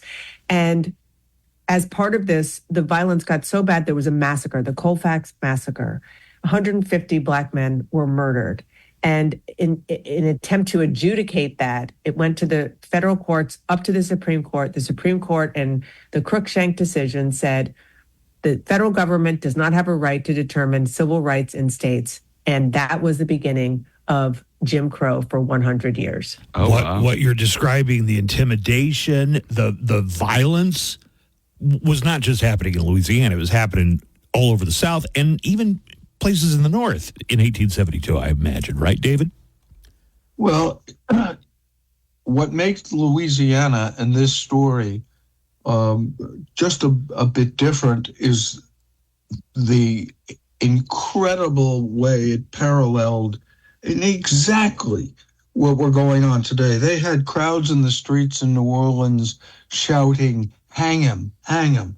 They had the methods that Dana was talking about to prevent people from voting were exactly the same methods that are at least accused of being used today. It even got down to the point in 1876 as a result of this that in counting the votes for president, the role of the vice president was debated. Did he have the power to manipulate electoral votes? I mean, exactly the same. Wow. Yeah, this is pretty incredible. So, how do you try to interfere with the peaceful transfer of power?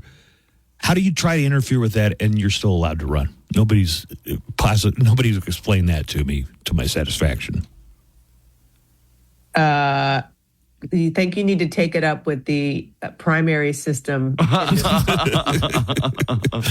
Republican Party, you have a word. Right. I mean, that's the way we elect presidents. We do it through the party system. But I thought there'd be something in place where it'd say, all right, you did this. You committed the most unholy sin. You tried to overthrow an election. You're not allowed to run anymore. I just thought something would have been in place. It's the will of the people. And the only thing that the Constitution has in place to prevent somebody from running again is conviction in an impeachment trial. I have heard people on both sides of the political spectrum with their own criticisms of your interview with Kamala Harris. Now that you've had a few days to reflect on it, how would you answer those critics? I would say that the critics that I'm hearing from on the right are saying that I was too soft on her. The critics I'm hearing from on the left are saying that I was using MAGA talking points, and neither of them, I believe, is right. And maybe it's Goldilocks. Maybe we're just right in the middle because I'm getting it from both sides. Yeah, no, I think that's a good sign. Probably. Have both of you seen in Texas? Ken Paxton is suing Harris counties and Bexar counties to not It's Bexar County, dude. It's not Bexar. Nope. Okay, I know it looks like Bexar, but it's Bexar County. Well, he's suing them to not send out mail ballots. Do you see that impacting the election at all? Is that for me? Yes, or both of you. I mean, absolutely. And I also don't really fully understand that because Republicans in 2020 were furious with their candidate, President Trump, when he was poo-pooing the notion of mail-in ballots because it did sort of end up suppressing their own vote because they need mail-in ballots. And I don't know why this is not totally self-defeating because Republicans send in their ballots, but they're definitely culturally more likely to vote on Election Day. That is true. But they also send in their ballots. It's easier. Why not? Mm-hmm. Hey, Buzz, I'm sorry. We got to wrap now. Got it, Bill. All right. Thank you, David Fisher and Dana Bash. Dana Bash from CNN. David Fisher, best-selling author, and America's Deadliest Election. You should check it out and see all the parallels. All right. Thank you both for being on the show today. Hey, it's Daniel Paulus. I'll be along starting at 3 with everything from Aerosmith to Nirvana to... To learn more, visit you and get started today. Don't give up, rise up at Western Tech, college for the real world.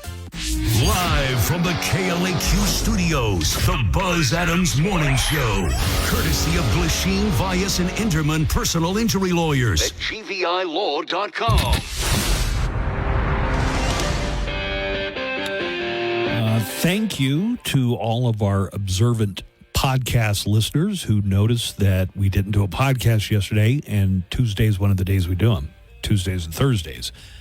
It felt like a Monday. It felt like a Monday. Yeah, the 3-day weekend threw you guys off, huh? I'm just happy people listen and noticed. We're going to do an extra emergency make good podcast today, so we'll just subscribe to the AfterBuzz podcast. It'll show up directly. You want to hear some calls about our interview with Dana Bash? Yeah. Hey, what's up? Just a couple quick things.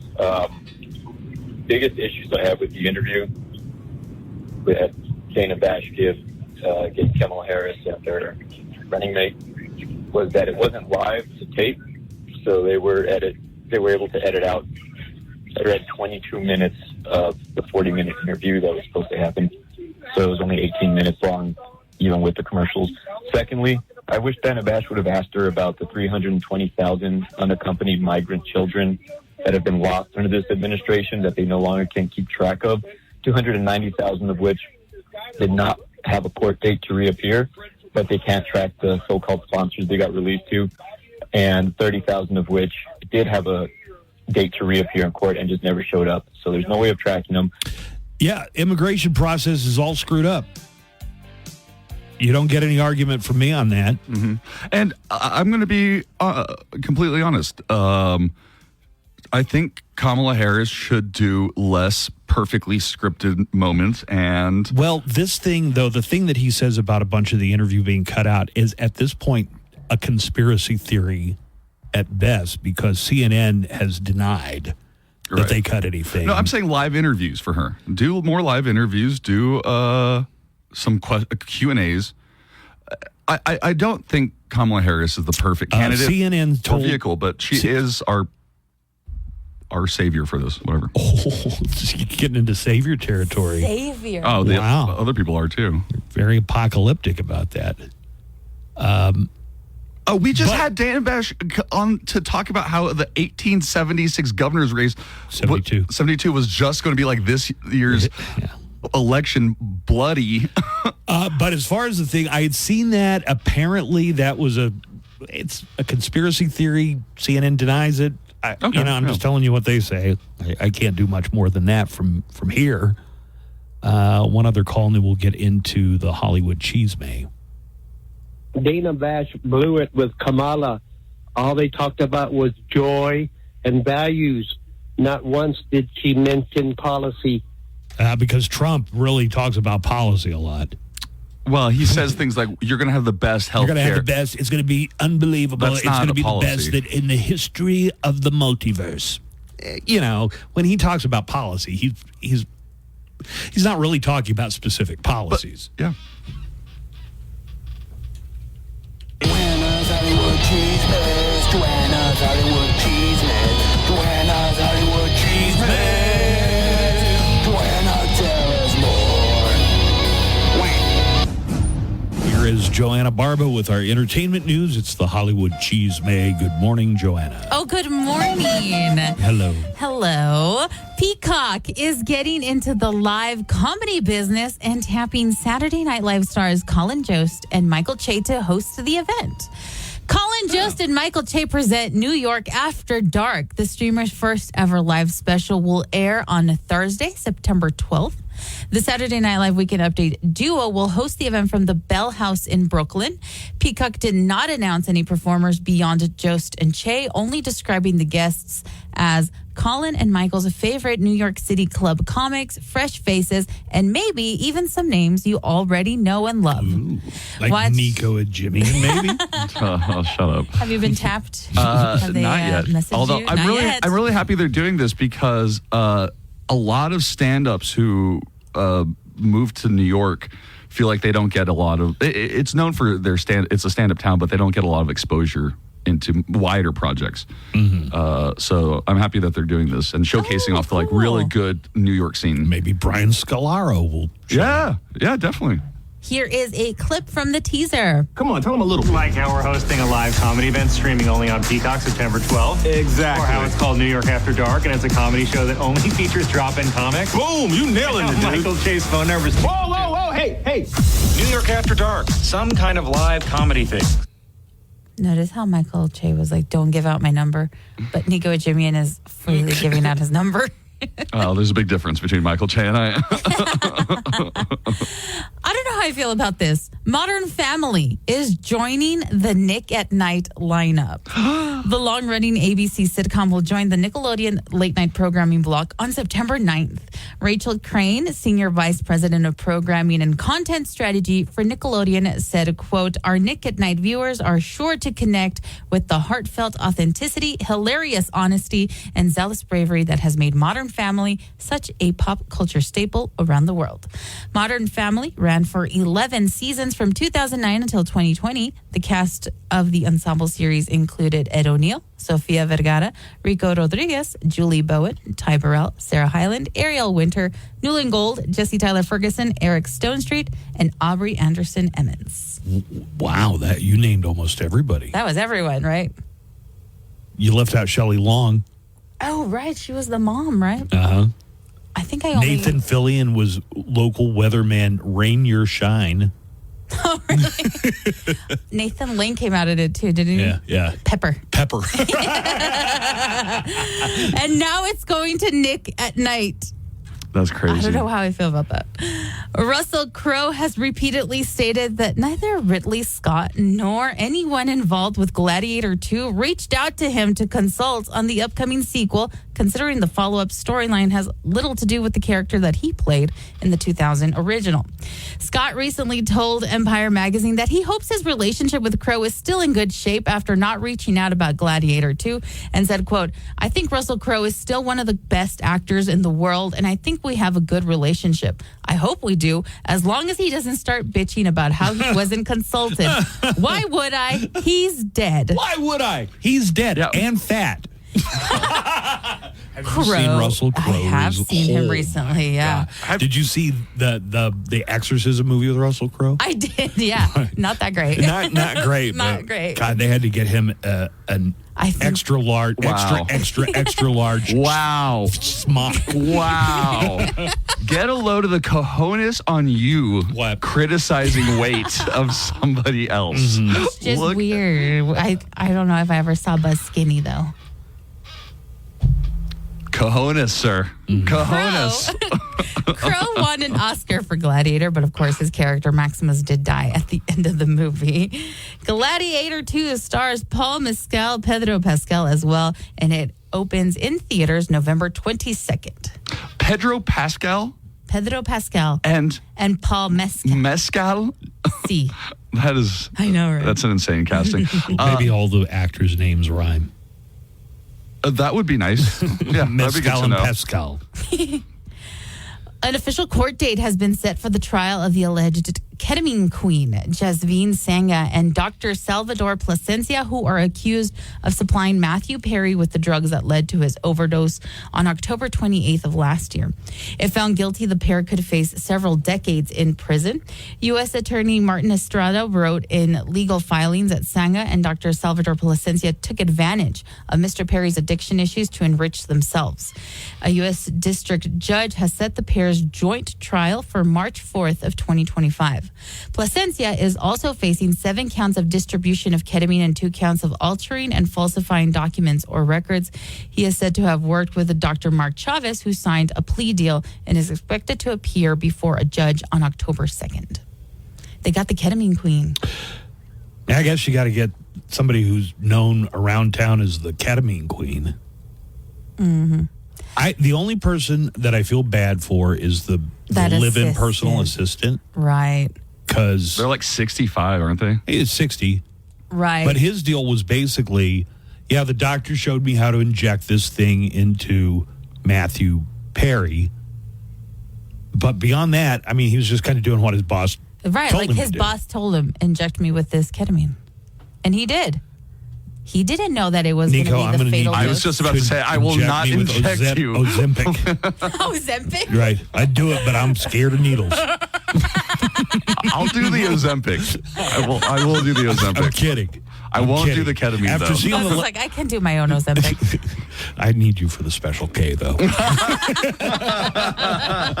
It's not a laughing matter, man. It's really I'm not. sorry. Yeah, it's not a laughing matter. But in the event that does happen, I will not go to court for you. I mean, what is ketamine? One step away from dog tranquilizers? I mean, it's not even.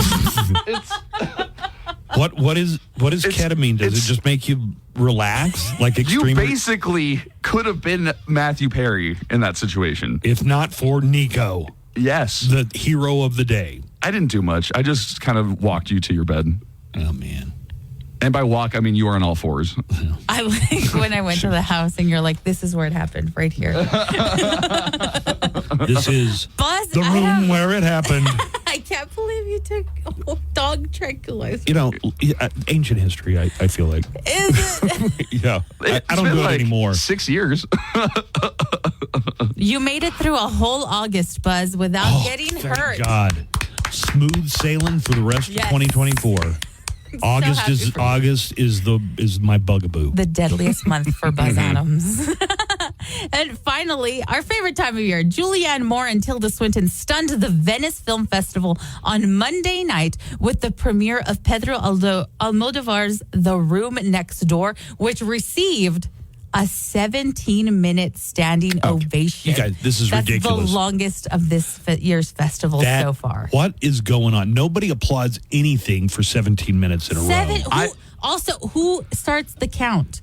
Okay, yeah. But you guys know how it happens, right? So, like, we're all there, right? So we're all clapping, We're just clapping. and then we keep clapping, and then we have to turn to each other and be like, wait, who's going to stop first? And nobody stops Because first. if I stop, then that's going to be obvious.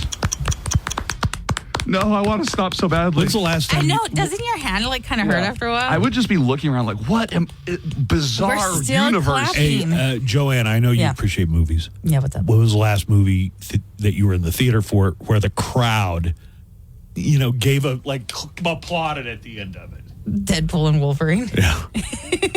They did? Yeah. Oh, I didn't get that experience. Yeah, I don't know if my audience applauded. They did. You know what Well, they did because at the I end of didn't- Top Gun Maverick? Really? The audience I was in, So 50% of the audience cheered. I didn't go to Alamo for Deadpool and Wolverine. So in the theater that I went to, everybody's just talking. They don't care. So Nice. every time something exciting would happen, there was a reaction. And at the end, they did applaud. See, I would have And liked then to I have been felt in like that. a tool, and I was like, I'm going to applaud too. Yes, that was good. But imagine doing that for 17 minutes. So far, the applause for The Room Next Door has eclipsed the other big standing ovations for the festival, like The Brutalist, which only got 12 minutes, Maria, which got 8 minutes, and that one stars Angelina Jolie, and The Order only got 7 minutes, and that one stars Jude Law. The Room Next Door is the first English language film feature from Pedro Almodovar, and it debuted on a night in Venice where an unbearable heat wave defined that year's festivities. I kind of wish The Room Next Door was a sequel to The Room Where It with Happens. The Room. The with Room. Tommy Wiseau. Well, after its Venice premiere, The Room Next Door will open in theaters December 20th. And with your entertainment news, I'm Joanna Barba. Was that fun? Yeah. That was fun. You've been listening to the Buzz Adams Morning Show. Okay, enough mayhem. Thank you.